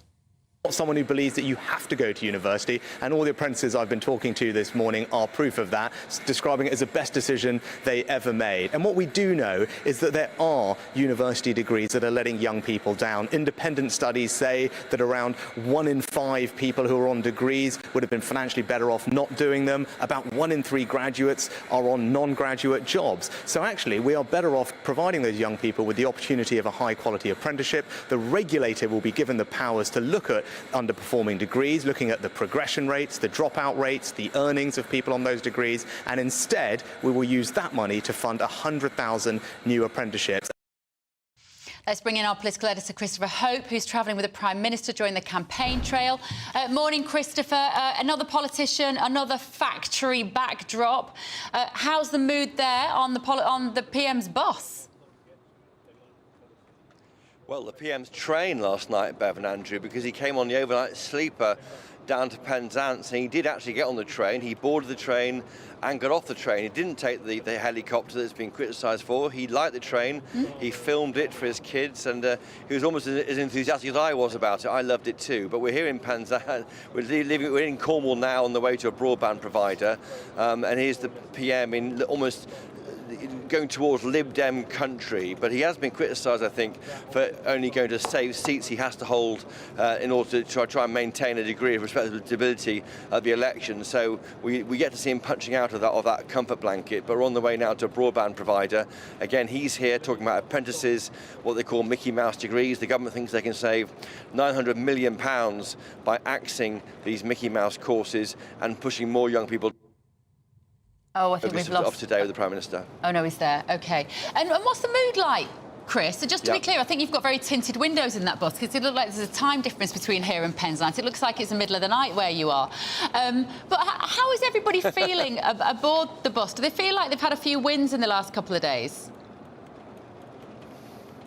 I think they feel that they've got a degree of momentum because Labour are saying nothing at all. Yeah. Rachel Reeves last night, as you heard, was basically said no increase in national insurance, income tax, corporation tax, wealth taxes, nothing new in the manifesto, she said.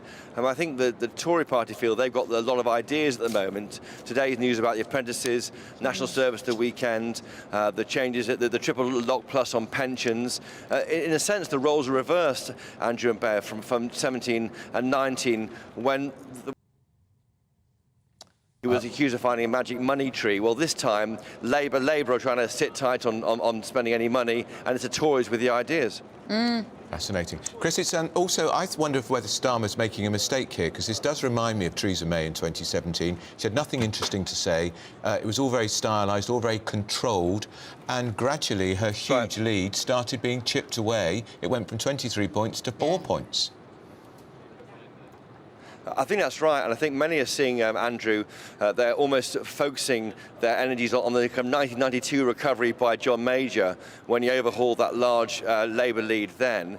I think that's probably a risk that Labour are taking, but they know they can't offer any unfunded spending pledges. They'll be torn apart by the press, so they're holding on to the lead they've got in the polls, and really worried about damaging it at all, whereas the Tories, they're miles behind. They think, let's go for it, let's have new ideas, despite being in charge for the past 14 years. It's a fascinating role reversal.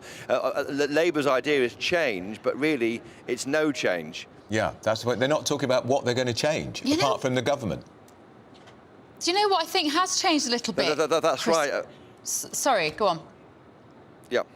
I was just going to say, what has changed a little bit? Apologies. And we've got the delay on the line here. This is a little bit chaotic. Sorry, Christopher. Let me just say, what I do think has changed a little bit is the threat from reform. It feels that I'm looking at our inbox coming in here as well. There was a time, I would say, a couple of months ago where it felt like reform was snapping at the heels of some of those Conservative seats. Do you feel the sense on the bus there is that threat has abated somewhat? Well, certainly the sense on the bus would be that. I mean, I do think there was a Nigel Farage factor.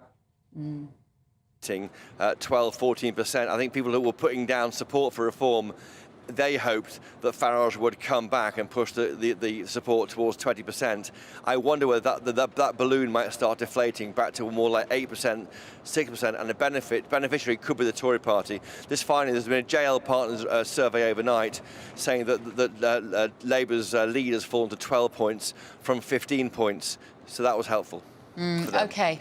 It's interesting, and that was, of course, one of the reasons why Sunak went early, because he didn't think reform were ready. That's right. Well, in that regard, then it might have worked. Christopher Hope, thank you so much. On the bus, going to fix the broadband in Cornwall, and frankly, you need it. Fix it on the bus. See from that. Right, let us know your thoughts this morning, won't you? gbnews.com/your say. Andrew and I will have a look at them while we take this very quick break. Oh, but still to come. Yes. Which 508-year-old British institution, around since the days of Henry VIII, has been taken over by a foreign billionaire? And we ain't happy about it. This is Britain's Newsroom on GB News.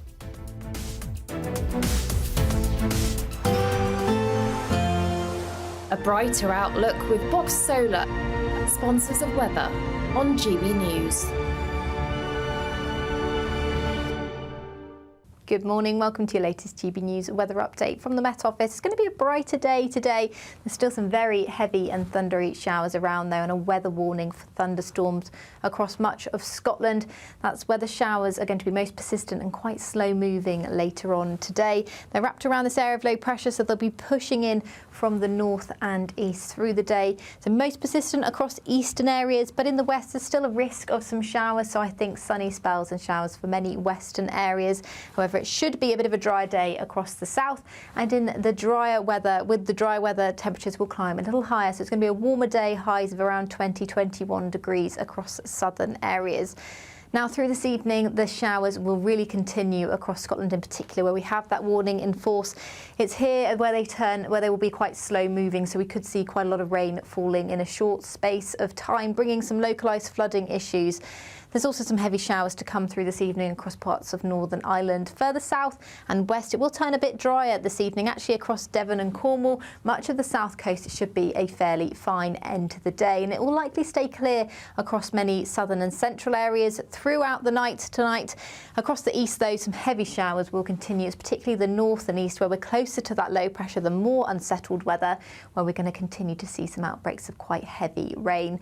It's quite a brisk breeze as well. It's a northerly wind developing through tonight and into tomorrow morning, so temperatures will be held up because of the strength of the wind, so temperatures not dipping much below double digits across the UK. Quite a breezy day to come on Thursday. A lot of cloud around with showers continuing, particularly across eastern areas. We could see some more persistent rain spreading into the southeast later on in the afternoon on Thursday, but from the west it will start to turn drier as the afternoon goes on, so some late sunshine to come for many western areas, but with that northerly wind is going to be a much fresher day. See you later. Bye-bye. That warm feeling inside from Boxed Boilers, sponsors of weather on GB News.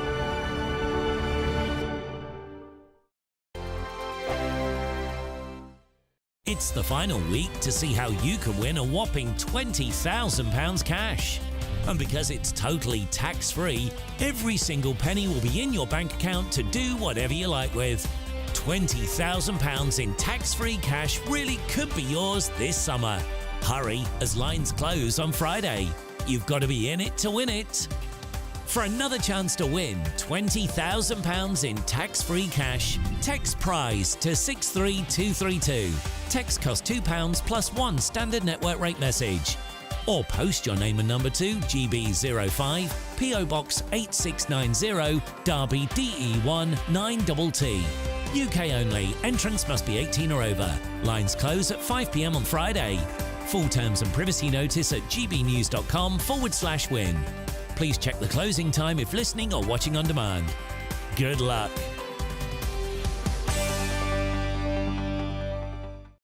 In the GB Newsroom, we bring you the news as it happens. With our team of dedicated journalists across the UK, GB News brings you accurate reporting of the day's topical agenda.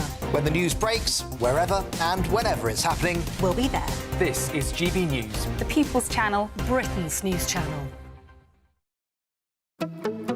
Good afternoon, Britain. Good afternoon, Britain. Weekdays from midday, we bring you the most compelling stories from across the United Kingdom. And why it matters to you. From your doorstep to our inbox. That's right, we want to hear from you. Good afternoon, Britain. Only on GB News, the People's Channel, Britain's news channel. If you want your news to be straight talking, this is a nightmare for the Conservatives again. Down to earth. It's not just Nottingham where this is happening, is it? And most importantly, honest. Hard-working, middle-class taxpayers, they'll get the book thrown at them. Then catch me, Martin Daubney, Monday to Friday, 3 till 6 p.m. on GB News, Britain's news channel. Join me, Neil Oliver, every Sunday night at 6 p.m. on GB News. And if an hour is not nearly enough for you, go to gbnews.com for special extended episodes online every Friday at 9 p.m, where we can truly get into the nitty-gritty of what's going on. GB News, Britain's news channel. Hello there, I'm Eamon Holmes. Thank you for joining us on GB News, Britain's news channel. Join me, Camilla Tominey, every Sunday at 9:30 when I'll be interviewing the key players in British politics and taking them to task. This report basically says that he's not fit to stand trial. With an upcoming election looming over Westminster, now is the time for clear, honest answers. I agree. And that's precisely what I'll get. Is he indecisive? Incompetent? That's the Camilla Tominey Show at 9:30 every Sunday on GB News, the People's Channel, Britain's election channel.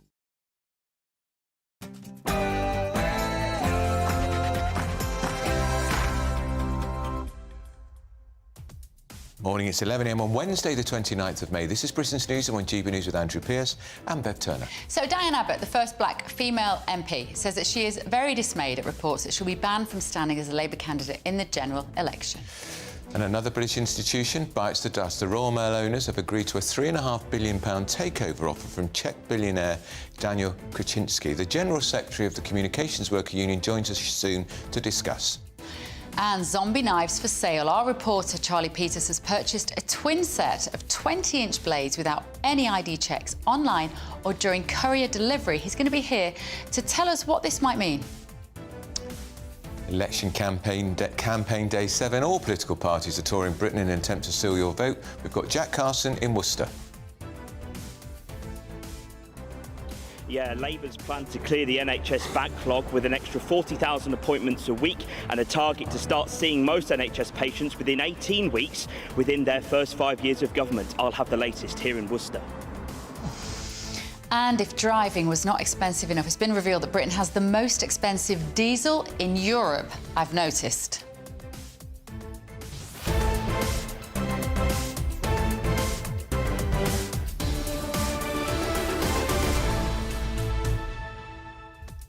Diesel is currently eye-watering. You don't have a car, do you? I don't, no. Living in London, you don't often need a car. I drive all the time, and I am literally aghast when I'm filling up the diesel tank of my fantastic Kia Sorento at the moment. I remember all those years ago you were told to get diesel because it was better for the environment and cheaper. Other brands of car are, of course, available. Sam Fowles was here earlier, and he said he was looking through his bank statement and he thought his wife had booked a flight for somewhere, and then he realised it was a tank of petrol for the car. Extraordinary. Let us know your thoughts, gbnews.com/you're safe. First, though, the very latest news with Tatiana Sanchez.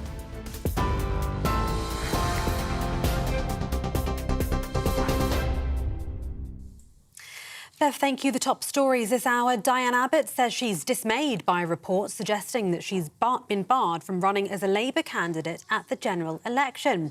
The veteran MP had the whip withdrawn in April last year after she suggested Jewish, Irish and traveller people experienced prejudice but not racism. She later apologised and withdrew the remarks, and an investigation concluded in December. But the Labour leader says the party's internal process took longer to resolve. The Prime Minister has said Sir Keir Starmer should be transparent about Miss Abbott's position. She was a close ally of former leader Jeremy Corbyn and served as his shadow Home Secretary. It's unclear whether she'll contest her seat in Hackney North and Stoke Newington, but she says she will be campaigning for a Labour victory. The owners of Royal Mail have agreed to a £3.5 billion takeover bid by Czech billionaire Daniel Kretinsky. The deal will see universal service obligations continue, including one price goes anywhere and first-class post 6 days a week. The company's branding will also remain, as will its UK headquarters. The sale has attracted heavy scrutiny from senior politicians and unions. Business Secretary Kemi Badenoch has underlined the need to protect postal services in remote areas, while Labour says Royal Mail's place in public life must be protected. Rishi Sunak and Sir Keir Starmer will go head-to-head in the first televised leaders' debate of the general election campaign next week on June the 4th. The Prime Minister was on board an overnight sleeper train to Cornwall last night, unveiling a plan to create 100,000 new apprenticeships. Mr Sunak says Britain will benefit from more skilled workers, which will be achieved by clamping down on the worst-performing university degrees. Labour says apprenticeship achievements among those under the age of 19 have dropped by 50% since 2016. But Mr Sunak says that while university is good for some people, it's not the only option.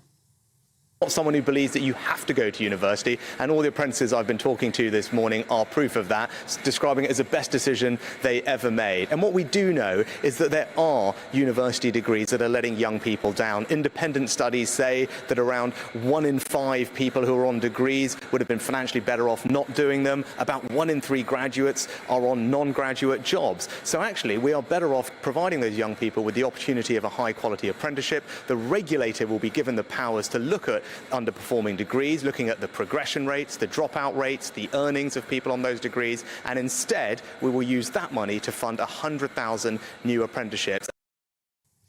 NHS waiting list targets would be met within 5 years of a Labour government. That's according to a pledge by Sir Keir Starmer. Waits of more than 18 weeks would be eradicated with an additional 40,000 appointments, scans and operations in England each week during evenings and weekends. The Tories called it more copy and paste politics and pointed to its plan to invest in NHS technology. But Shadow Health Secretary Wes Streeting says the backlog, which currently stands at 7.54 million, could rise to 10 million if the Conservatives return to government. £1.6 billion package for NHS waiting times is funded by clamping down on tax avoidance, closing the non-dom loopholes that, surprise, surprise, the Tories have left in there for their mates. Leopards don't change their spots. Bear that in mind on July the 4th. And that means we'll be able to fund this capacity in the NHS linked to reform. And that's what people can expect from the NHS. But Rishi Sunak says, on one hand, we're spending huge amounts of money on the NHS, but on the other hand, we're seeing the worst crisis in its history. And that's what happens when you have a government that only does investment but doesn't do reform. Meanwhile, the Liberal Democrats are pledging an extra £1 billion to champion British farming. Sir Ed Davey has outlined a plan to undo what he calls the legacy of failure by the Conservative government.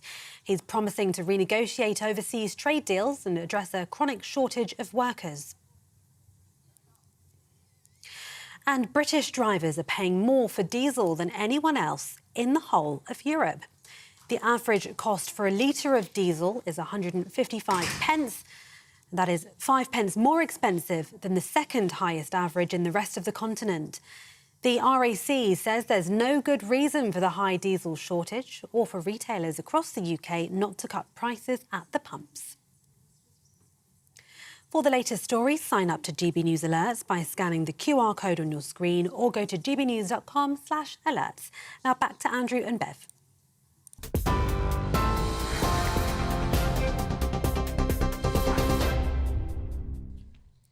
What is the time? 11:07. You're with Britain's Newsroom and GB News. Andrew Pearson, Bev Turner. Let's have a look what you have been saying at home. Thank you very much for getting in touch this morning. gbnews.com/your say. Livia says beer is more expensive per gallon than petrol, and that's mainly water.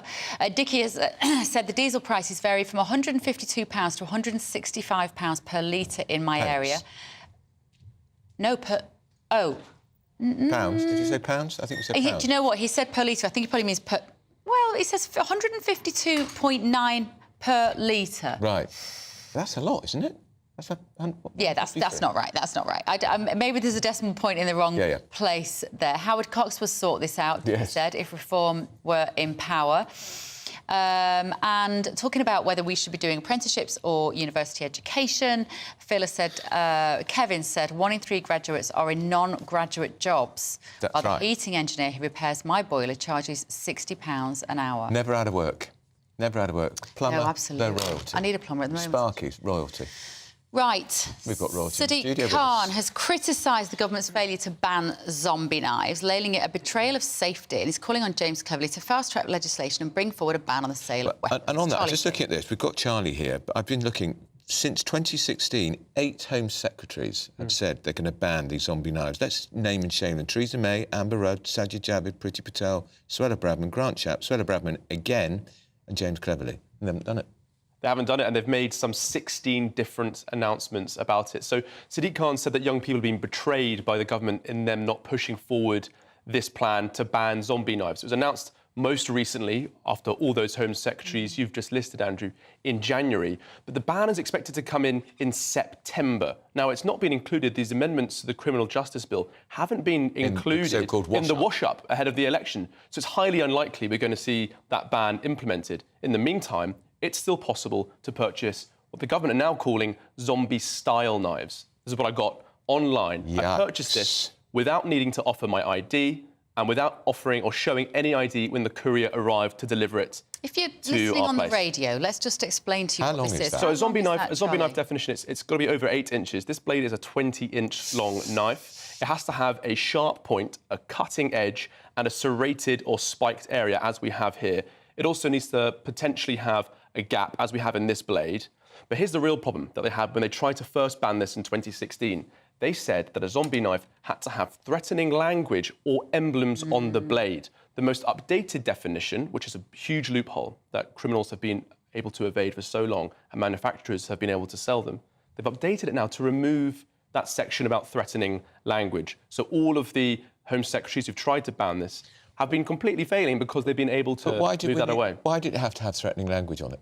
That was just look at it. They are. Why would anybody need ever to own one of those disgusting blades? Couriers I've spoken to and retailers I've spoken to say that it's for replica purposes, people who want to display swords in their home. Well, and of course, no. But once you start banning blades being sold, you get in the way of potentially banning kitchen items or tools you use for gardening and all the rest of it. So who has a kitchen knife as long as that? Well, that's a legitimate concern. People don't have Come it. on. But banning replica items would get in the way of some other problems. And actually, police officers I've been speaking to since I revealed that I was able to buy these blades without any ID checks told me it's not really the supply of the weapons that's causing the problem. It's a failure with prison sentences and stop and search, and police officers not having the powers and indeed the confidence and backing from government to get on with it and stop them. So that's why Labour's calling for the ban on the supply. How could you hide that zombie knife about your person? I've seen several clips, and I'm sure many of our viewers have as well, of people sliding zombie knives, as they're called, down their tracksuit bottoms, keeping them in long bags, pulling them out of jackets.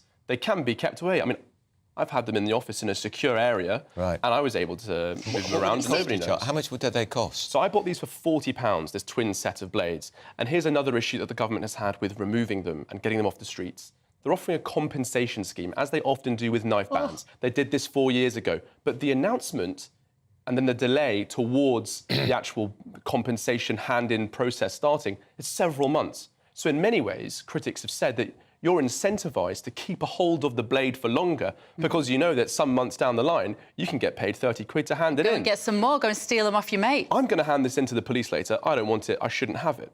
But if I hold on to it until August the 26th, which is when the compensation scheme kicks in this year, I'll get 30 quid in my pocket. 30 quid I'd quite like, actually. You couldn't make this up, could Well, there we go. So it is madness. It is a particularly ludicrous situation. I despair. Well, last night I spoke to a Labour source who told me that the party had been urging the Tories for years to get a grip of this situation. They said on their watch, knife crime has soared by a staggering 80% since 2015. They said it was another example of the Tories' chaotic failure to keep our country safe. But a lot of that is because politically correct policing, they won't do stop and search This is properly. true. And part of the problem there is Sadiq Khan, of course, the London mayor, who's causing a lot of fuss about this. But he's the Police and Crime Commissioner, and he doesn't want to do stop and search. And the Conservative Party, a spokesman in response, said that they would take no lectures from Sadiq Khan on crime. And they said Let's face knife it. crime has risen by a shocking 20% in Labour-run London. The people are the problem. Yeah. The knives are the problem. But we can sit here with these knives and we don't want to stab each other with them. I'd be careful with that bit. The people who want to kill other people are the problem, and that's what needs to be sorted out. The wrong uns who routinely walk down the street with this in their jogging pants, those are the people I want banged up or arrested and sorted out. It's a crime and punishment issue as much as it is a buying something off the internet and it's issue. all part of gang culture, Charlie, isn't it? A lot of this? We've got to read this. Well, the government said that they section. banned zombie knives in 2016 and cyclone knives in 2019, and the sale of illegal knives online is a priority on the Online Safety Act. They also said that the choice in this election is clear. Stick to the plan with Rishi Sunak and the Conservatives, who have driven down crime by 54% since 2010, or go back to square one with Sir Keir Starmer's Labour Party, who have no plan to cut crime. So two very strong positions here, but it's clear from our investigation you can still buy these. Both retailers and couriers aren't checking ID. Children could buy these blades. That's very clear to me. You could have been 17. I was reporting overseas when these arrived, so there was no way I could have been checked whatsoever. It wasn't even that they didn't check my ID. They didn't check the ID of the person who picked them up. Because they don't care. Complete failure on What that country did you buy them from? I bought them from Britain. Bought them from They a were British bought retailer. from a British retailer. You didn't have to buy them overseas? No, they can still be made in this country despite all well, those there's announcements. your starting point, right? Then if it is a British retailer with a British factory in this country creating these knives, go and shut down the factory. Again, so many police officers saying the problem is not necessarily the supply. As you said moments ago, Bev, the problem is that they're not able to crack down on people who would use them for nefarious cannot purposes. conceive of why anybody would want to own one of those knives. Martial arts. There might be some martial arts that would use these sorts of things, and maybe performances. I mean, it's silly. It's like obscure stuff like circuses or, you know, that people in the arts have an might use artificial one. Yeah. Charlie, thank Have you. one It's made of fascinating. plastic. Thanks. Good job. Really good job. Charlie Peters there. So, NHS waiting list targets would be met within 5 years of a Labour government, according to Labour leader Sir Keir Starmer. Waits of more than 18 weeks will be eradicated with an additional 40,000 appointments Labour say they've fixed the NHS for, and they'll do it again. So, Shadow Health Secretary Wes Streeting spoke to GB News in Worcester this morning. Here's what he said.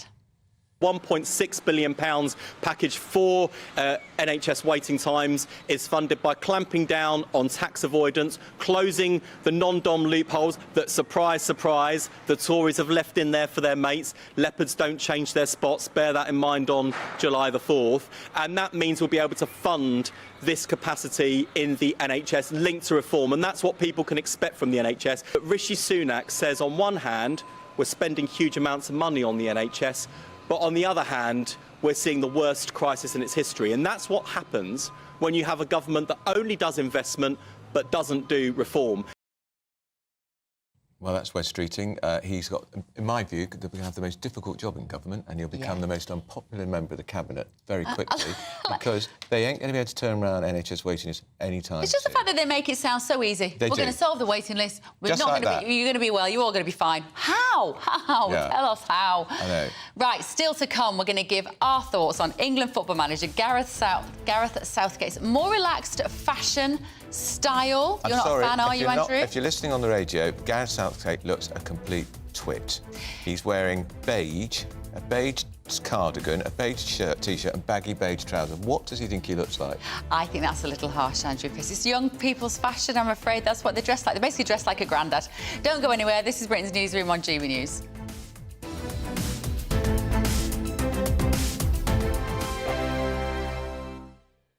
If you want your news to be straight talking... This is a nightmare for the Conservatives again. Down to earth. It's not just Nottingham where this is happening, is it? And most importantly, honest. Hard-working, middle-class taxpayers, they'll get their book thrown at them. Then catch me, Martin Daubney, Monday to Friday, 3 till 6 p.m. on GB News, Britain's news channel.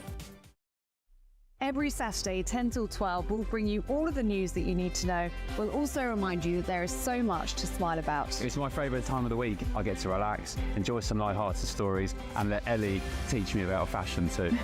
That's Saturday Morning Live, every Saturday, 10 till 12. Only on GB News, Britain's news channel. Headliners. Tomorrow's papers tonight. Every night from 11 p.m. Apparently alcohol abuse is costing England £27 billion a year. I mean, in fairness, that's the price of 2 rounds in London, Nicholas. Yeah, tell me about it. Not that I'm a big consumer of alcohol, I'm very Mediterranean in my consumption, but revealed alcohol abuse costs soar to £27 billion a year. So this cost basically encompasses a variety of aspects, from health-related problems, so the cost on the NHS, lack of productivity, people who lose their jobs, social services, and all that. And of course, it has been on the rise, 37% more compared to last time this was studied in 2003. So now Institute of Alcohol Studies and some other groups are pushing or asking for tougher taxes and tougher regulation. But is that the solution? Like in ancient Rome, they said, in medium stat virtus, like moderation, virtue is in moderation. And again, if they're going to raise the price, people like myself or yourself who are moderate consumers, pardon? You're going to turn to heroin. Because it'll become... I mean, well, this is what's happened in Scotland. It becomes unaffordable, so... Yeah, in Scotland, they had minimum unit alcohol pricing, and so it pushes up the cost of getting off your tree for your average Scottish ne'er-do-well who likes to sit on a bus stop and drink a bottle of cider. So instead, they're turning to street drugs, which are cheaper by comparison. That is just terrible. I like that the alcohol industry have come back on this. A guy called Matt Lambert, who's the chief executive of the Portman Group, and they represent the alcohol industry. And he says that the IAS, that's the group who've created this, have failed to take into account the significant direct economic contribution of the alcohol industry to the wider economic and social benefits of moderate and responsible alcohol consumption. Well, it's so true, isn't it? We've got a declining birth rate. We need people to get drunk and chat each other up. Yeah. We're proud to be GB News, the People's Channel. And as you know, we always love to hear your views. Now, there's a new way of getting in touch with us at gbnews.com/yoursay. By commenting, you can be part of a live conversation and join our GB News community. You can even talk to me, Bev Turner, or any of the members of the GB News family.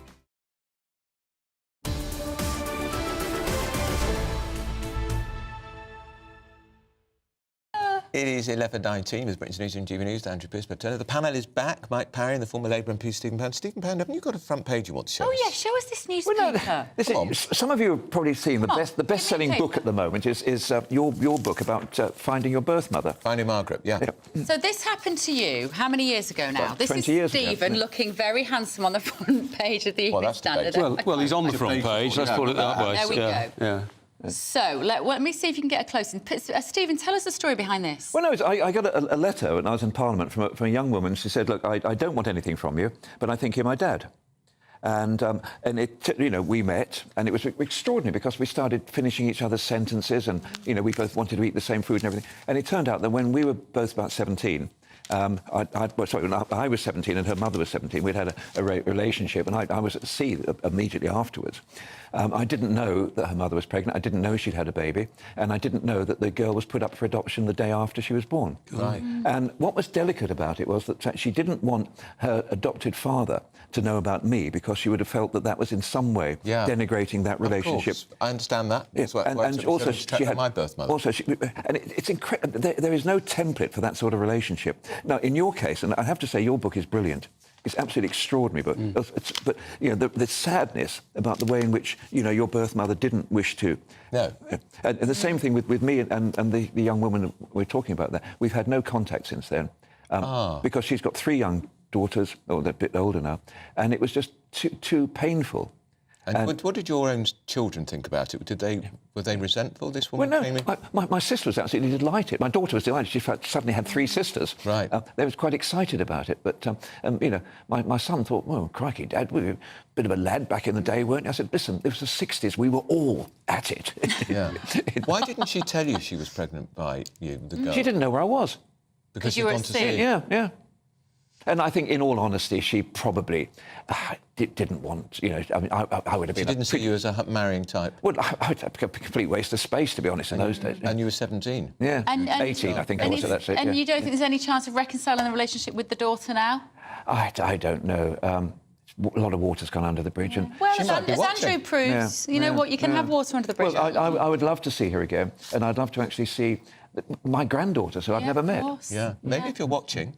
But Andrew, it's a very, very delicate... difficult. And it's also that there's no rules, there's nothing you can apply to it. There's no textbook, exactly right. No, exactly. Right, moving on. Steve, Mike Parry, let's talk about electric cars, shall we? Yes, absolutely. So they were going to be the great hope to save us all. It seems to be all going a little bit backwards. Well, I mean, I've been predicting this for 10 years, not saying that I'm a genius or anything like that, but... We think you are. Well, it's very kind of you, but Toyota has now announced that they've had a policy for years now to start producing electric cars because everybody in the world has been telling you electric cars is the future. The fact that we haven't got enough electricity in this country to even keep the lights on in winter is an idiocy that half the cars have to be electric cars by 35. Now, the world is waking up to this. We haven't got any charging points in this country. The rest of the world have found that electric cars are very expensive and they damage roads.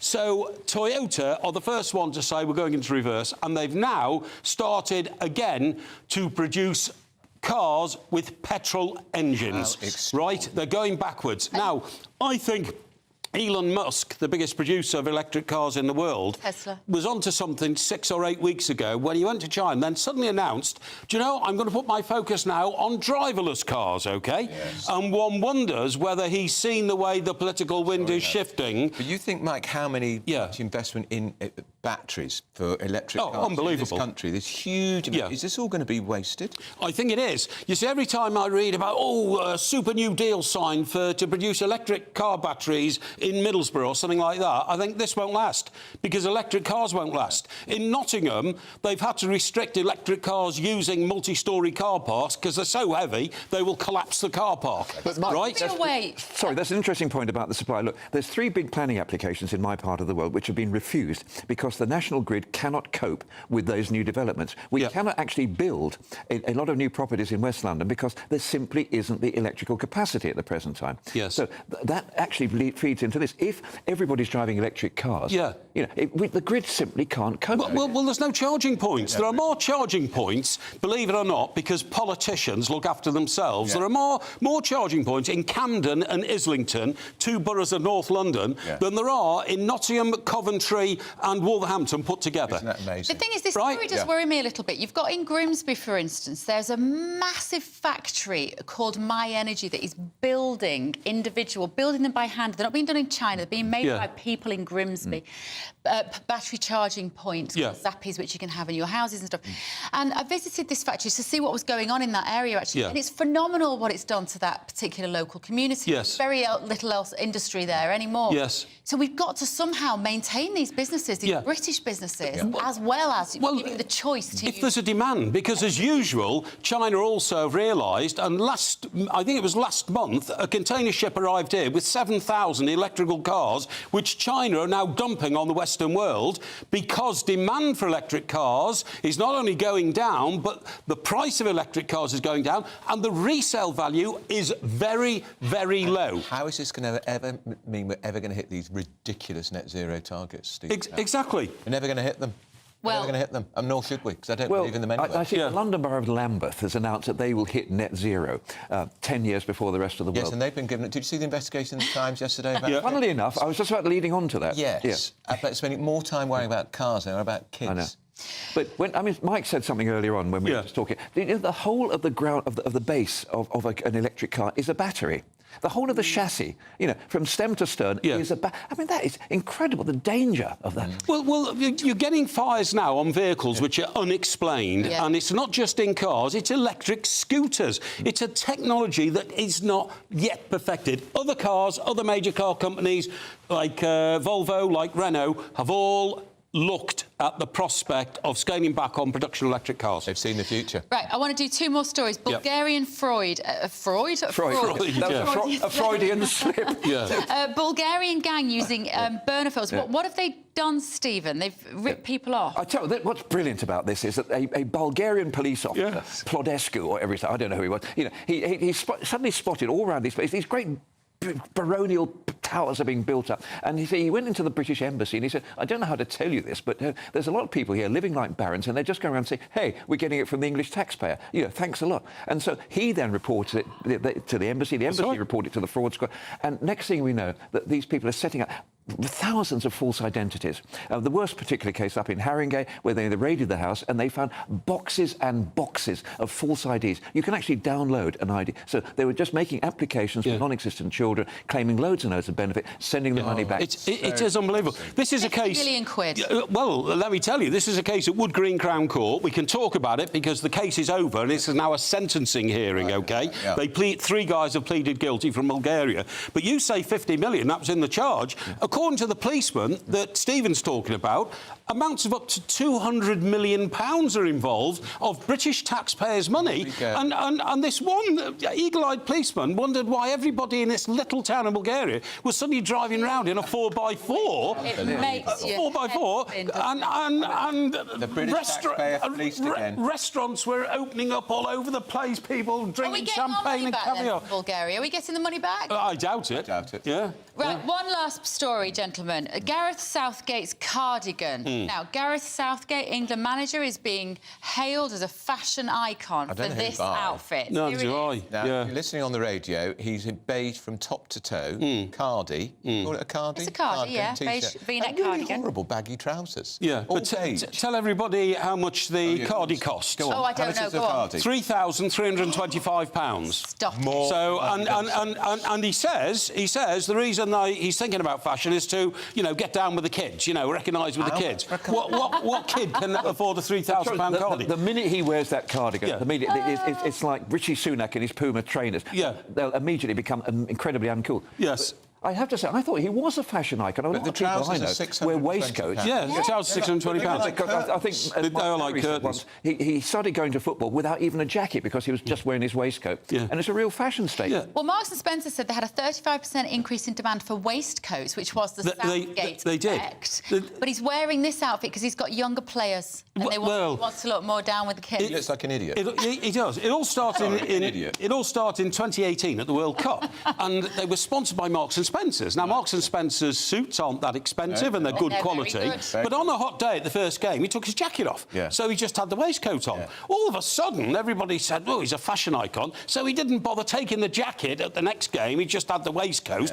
And the waistcoat became, you know, the trend of it. But you know, as I say, a waistcoat, 65 quid. Can you see Bukayo £3,325. Bukayo Saka wearing that? No. Yeah, I agree.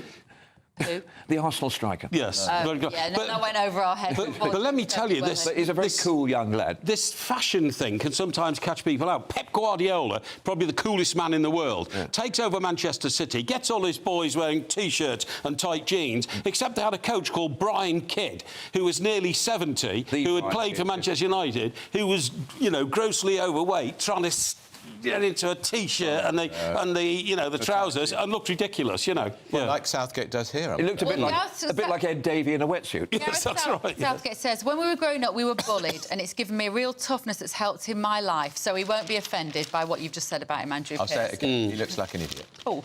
Well, he says whenever you put something on, you're making some sort of a statement. You've just got the statement here. Stephen Powell, Mike Parry, thank you very much for thank you for sharing that story, Stephen. Yeah, it was a terrific story. I hope you get to meet her again. And thank you very much indeed for the book you've written, because that is an important book. Thank you. The wonderful Tatiana Sanchez is waiting for us. Here she is with your news.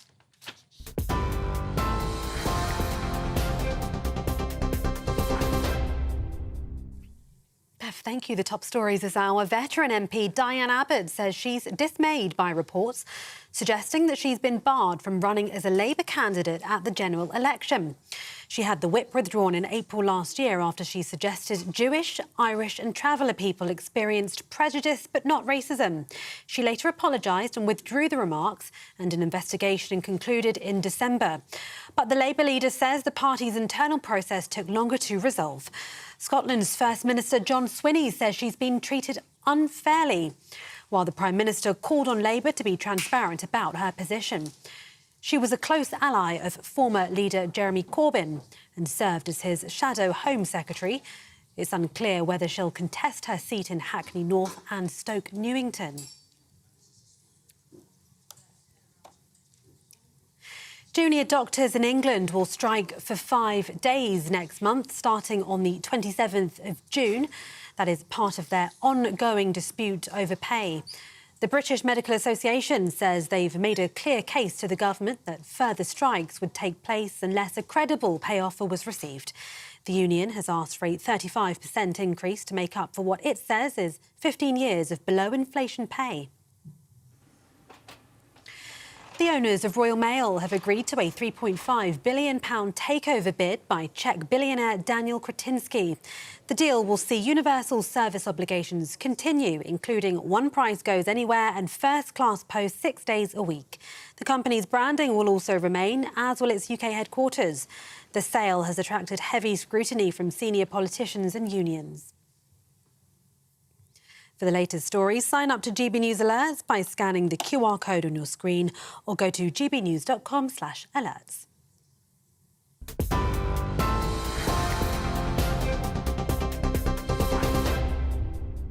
Cheers Britannia Wine Club proudly sponsors the GB News Financial Report. Here's a quick snapshot of today's markets. The pound will buy you $1.2759 and €1.1759 euros. The price of gold is £1,839 and 15 pence per ounce, and the FTSE 100 is at 8,222 points. Cheers Britannia Wine Club proudly sponsors the GB News Financial Report. Oh, hello. Right. Sorry, we're just chatting to Tom and Emily here, who are going to tell us what's on Good Afternoon Well, there's so much to chat about because, my goodness, as we've just been hearing in the last few minutes, the BMA has decided to do Strike Week on election week. What a remarkable, remarkable turn of events. And it's all been announced on the same day that the Labour Party is doing their big health push. Funny Curious. that. Curious. And of course they'll say, oh, the BMA's not affiliated to the Labour Party. It's stuffed full of lefties. Of course, and I think one could argue it's blatant politicking. I don't think it's clever, actually. No, I don't think it will go down with the British public too well, but there is quite a lot of support for the junior doctors. So perhaps, you know, some quarters... There's almost an echo of what was happening in 1974 here, when Ted Heath was being ground to the floor with unions striking and grinding the country to a halt. And Heath then said, well, you know what, I'm fed up of this. I'm calling election and the country will decide who governs Britain, the elected government or the unions. And he asked, who governs Britain? And he lost. The answer of the country was not you. Well, this is the thing. Picture it. People unable to see a doctor on the day that they're considering who to vote for. What else have you got on the show this afternoon then, guys? Oh, a huge amount. Yeah, we're going to be talking about Diane Abbott. Lots of harsh questions about her suspension and then barring. A year to investigate a letter she wrote in a newspaper. Why does it... You can investigate in 5 minutes. Well, apparently they wrapped this all up 5 or 6 months ago. Sure they did. And then there was this whole big process about what would actually be done in terms of announcing it. Would she be able to bow out in a dignified way? There are rumours that there were going to be all sorts of articles, videos and tweets from senior Labour figures thanking Diane for her service and she could go out quietly. However, it seems that maybe someone inside Labour head office blew this process up, didn't want all of the sort of gushing thanks to happen, because, of course, she did say some pretty outrageous things about Jewish people. And it seems that whole process was then blown up. But the worst thing about it is that on Friday, less than a week ago, Keir Starmer was saying, well, there's an ongoing process. I can't say anything about this. We now know that process was likely wrapped up 5 or 6 months ago. Yes, who knew what when? Who knew what when? But if anybody deserves a seat in the House of Lords, it's got to be Diane Abbott. Sorry? Did you read the letter she wrote to The Observer? Shocking. Shocking. Yes. Essentially comparing prejudice that Jewish people feel to what I would feel as a redhead. Absolutely outrageous. Has she forgotten about the Holocaust? Well, she said Jewish people, gypsy, travelling people and another group. It was a clumsy... We've got to move, I'm afraid, because Sir Keir Starmer... Well, it divides opinion. Yeah. We're going to go live to Sir Keir Starmer, who is in Worcester with his Shadow Health Secretary, and they're talking about waiting lists. We're going to go to him right now. Here he is. Doing it. There is a version of this going on in some hospitals already. So in St Thomas's, one of our London hospitals, the hospital itself has set it up because they just want to get through their backlog. Leeds Hospital, that Wes and I went to, doing the same thing. So I've been working with the NHS to get those waiting lists down. And what I would also say is this. The last Labour government said it would get waiting lists down and did it. We got the waiting list down to the lowest level and the satisfaction in the NHS to the highest level ever. The fact that satisfaction in the NHS is at the lowest level ever now is shocking.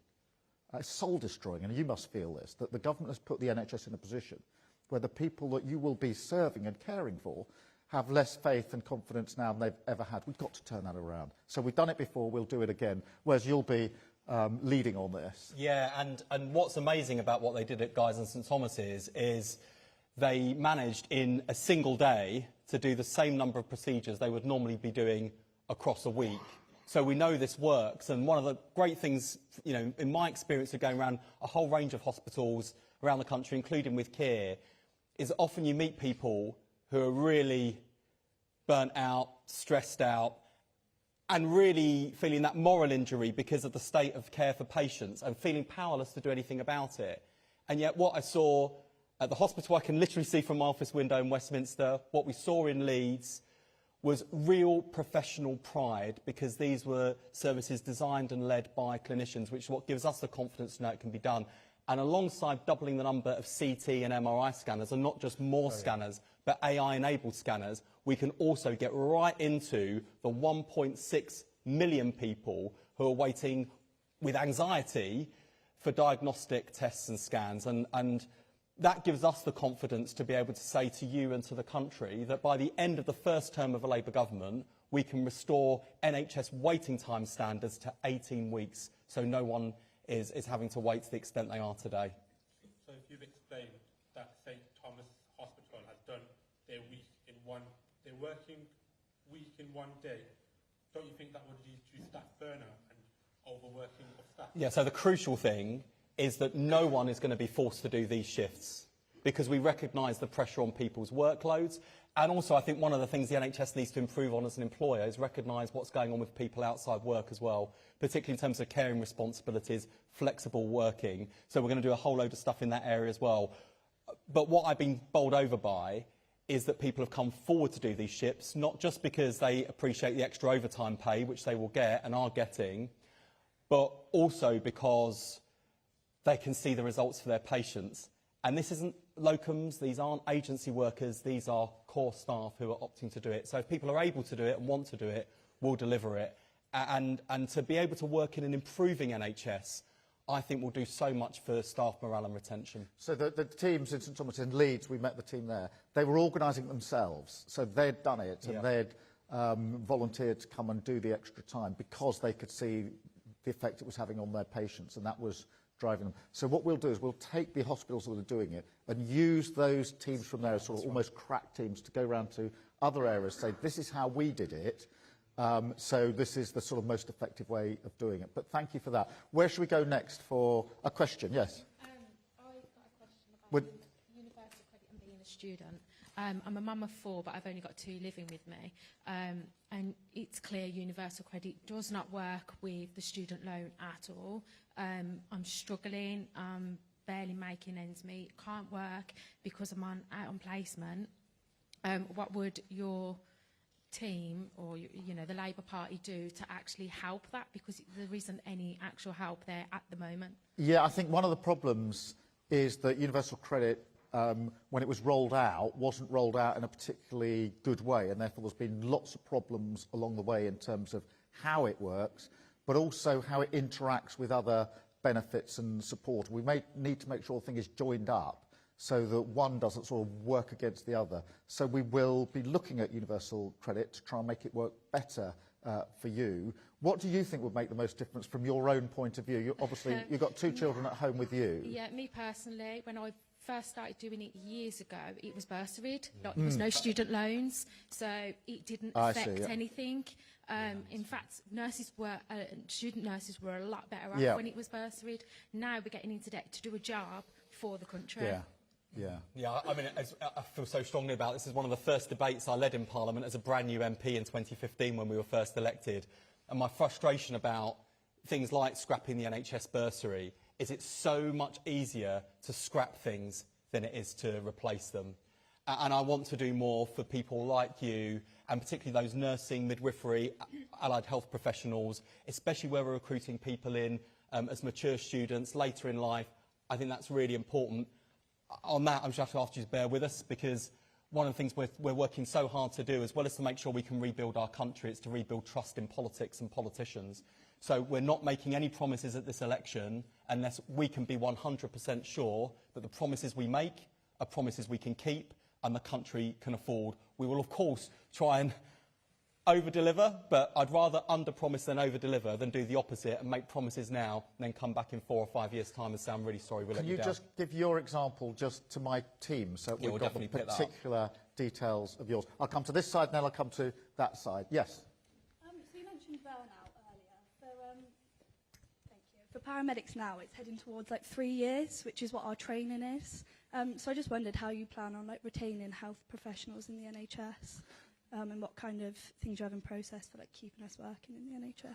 I think the burnout thing is really important in the NHS, because what's happened, certainly where my wife works, is that there was a huge amount of pressure during COVID on the NHS, as you know.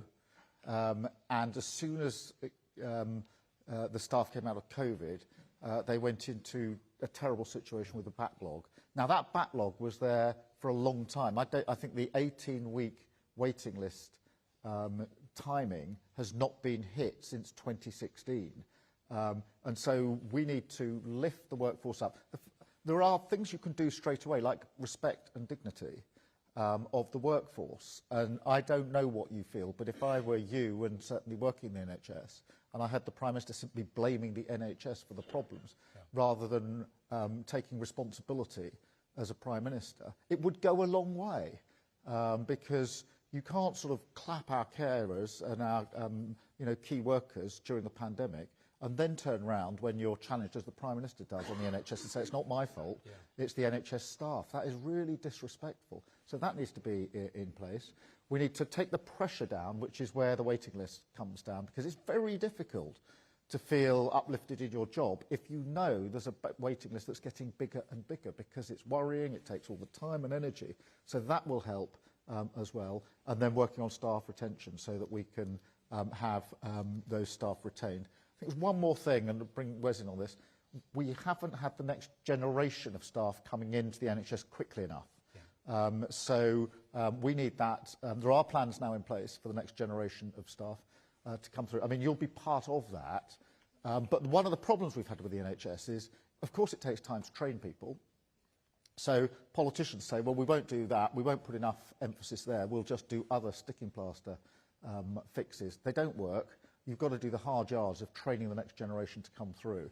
But I want, to put you in a position, if we are privileged to form a government, where you not only feel really proud of what you are doing, as you will, but where we drive up those satisfaction levels, because the public are so appreciative of the NHS. For the government to have taken it to this place where the satisfaction levels are so low is really, really shocking.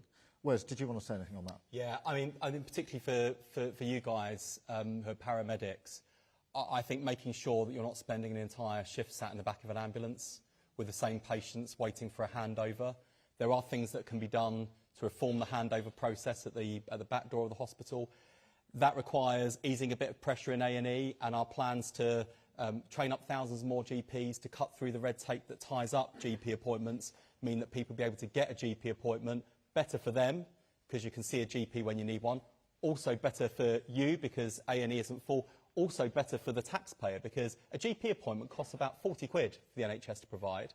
Because they're not available, someone ends up in A&E, which costs £400. So it's the worst of all worlds, where patients get a bad service, you have a miserable experience as the staff, and we're not spending the money that goes into the NHS as well as we might be able to. And that's why we're trying to get that balance right between the investment that the NHS needs, but also the reform and making sure the money that goes in is well driven. And the final appeal I'd make to all of you, even as students, we recently launched an initiative based on something they do in Singapore called Get Rid of Stupid Stuff.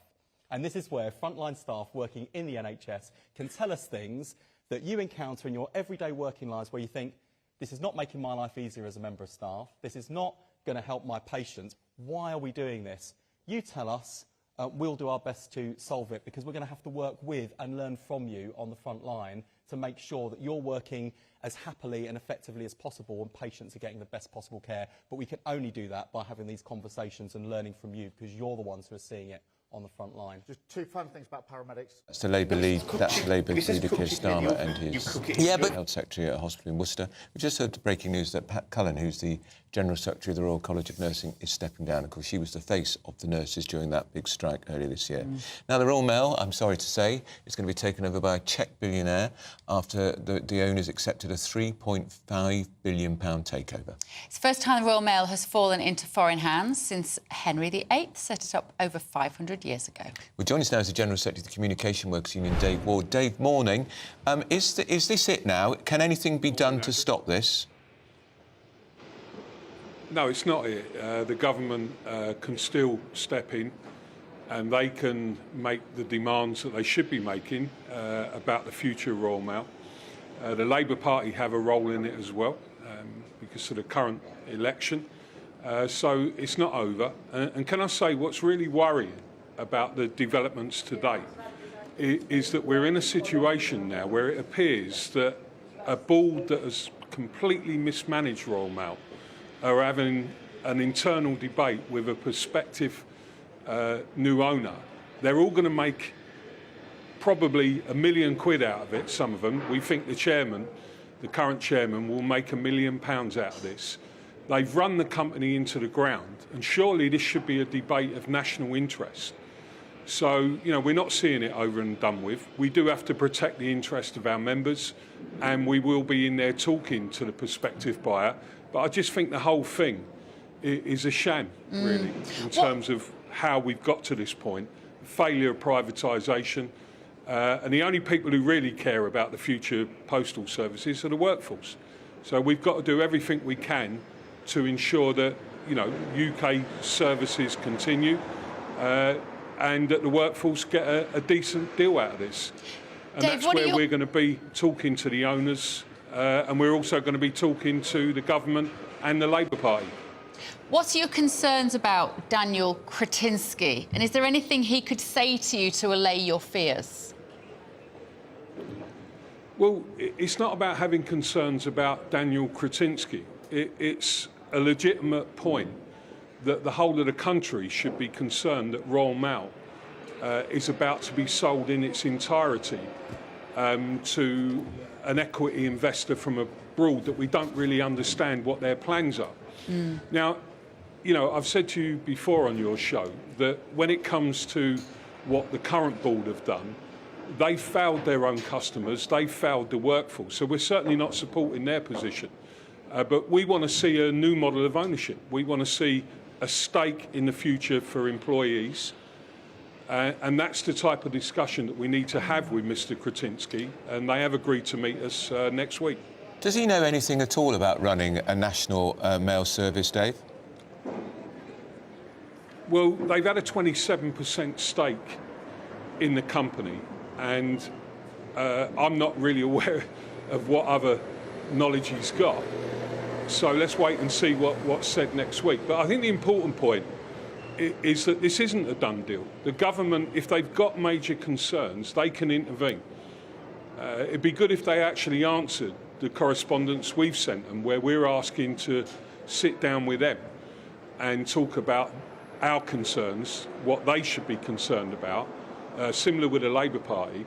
Because where this is so wrong, Andrew, I will keep repeating this point. How can you have people who are going to make a load of money out of selling Royal Mail discussing a deal with a Czech billionaire and the government ain't saying anything about it? It's a company of national interest and we should be having a wider discussion about their future plans. Are they going to invest in the workforce? Are they going to invest in services? Or are they going to asset strip? So it's a huge moment for all of us. Dave, we're going to have almost certainly have a Labour government in 5 weeks' time. What are you hearing from Labour? Can they stop and intervene, or will they? I haven't heard much from them. It has to be said. I think it's an issue of whether or not the National Security Act gets enforced. And our view is, unless there's absolute guarantees that stick, not guarantees for a couple of years and then a businessman can do what he wants with a company, then, you know, they shouldn't be standing on the side. They should be ready to intervene as well. But that will be a matter for whether or not who wins the election. I don't think this is going to take place this side of the general election. So it's important we start talking about it as an issue. I will say to you, Andrew, that people who are going to the ballot box should really think about, you know, how do we get to this position with Royal Mail? And the truth is, it's failed privatisation, where it's an extractive model that takes money out of the company, doesn't invest in workers, doesn't invest in services, and ends up with where we are today. So there's a lot at stake here, and we're going to be really pushing the government, pushing the Labour Party to do the right thing. And we want to meet Mr Kretinsky as soon as possible.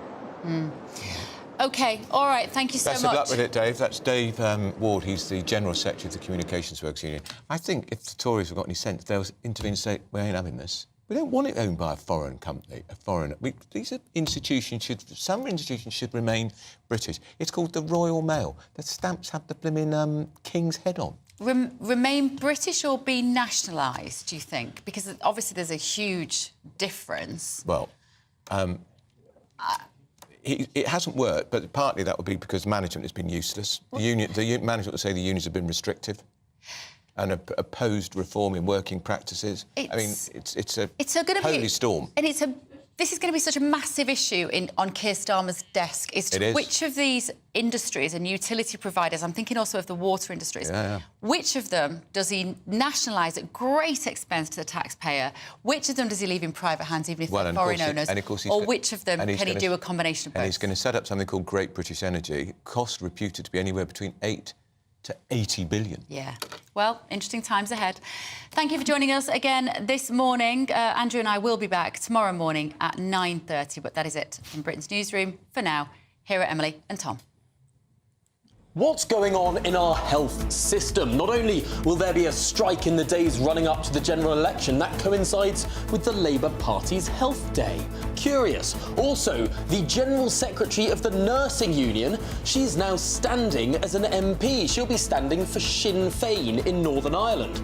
Murkier and murkier. Yes, quite incredible. And is it worth going to university anymore? Rishi Sunak has announced a crackdown on Mickey Mouse degrees if he's re-elected in favour of apprenticeships. We'll have that debate a little later on, but after your weather. Looks like things are heating up. Boxed boilers, sponsors of weather on GB News. Good morning, welcome to your latest GB News weather update from the Met Office. It's going to be a brighter day today. There's still some very heavy and thundery showers around though, and a weather warning for thunderstorms across much of Scotland. That's where the showers are going to be most persistent and quite slow moving later on today. They're wrapped around this area of low pressure, so they'll be pushing in from the north and east through the day. So most persistent across eastern areas, but in the west there's still a risk of some showers, so I think sunny spells and showers for many western areas. However, it should be a bit of a dry day across the south, and in the drier weather, with the dry weather, temperatures will climb a little higher, so it's going to be a warmer day, highs of around 20-21 degrees across southern areas. Now, through this evening, the showers will really continue across Scotland in particular, where we have that warning in force. It's here where they will be quite slow moving, so we could see quite a lot of rain falling in a short space of time, bringing some localised flooding issues. There's also some heavy showers to come through this evening across parts of Northern Ireland. Further south and west, it will turn a bit drier this evening, actually across Devon and Cornwall. Much of the south coast, it should be a fairly fine end to the day, and it will likely stay clear across many southern and central areas throughout the night tonight.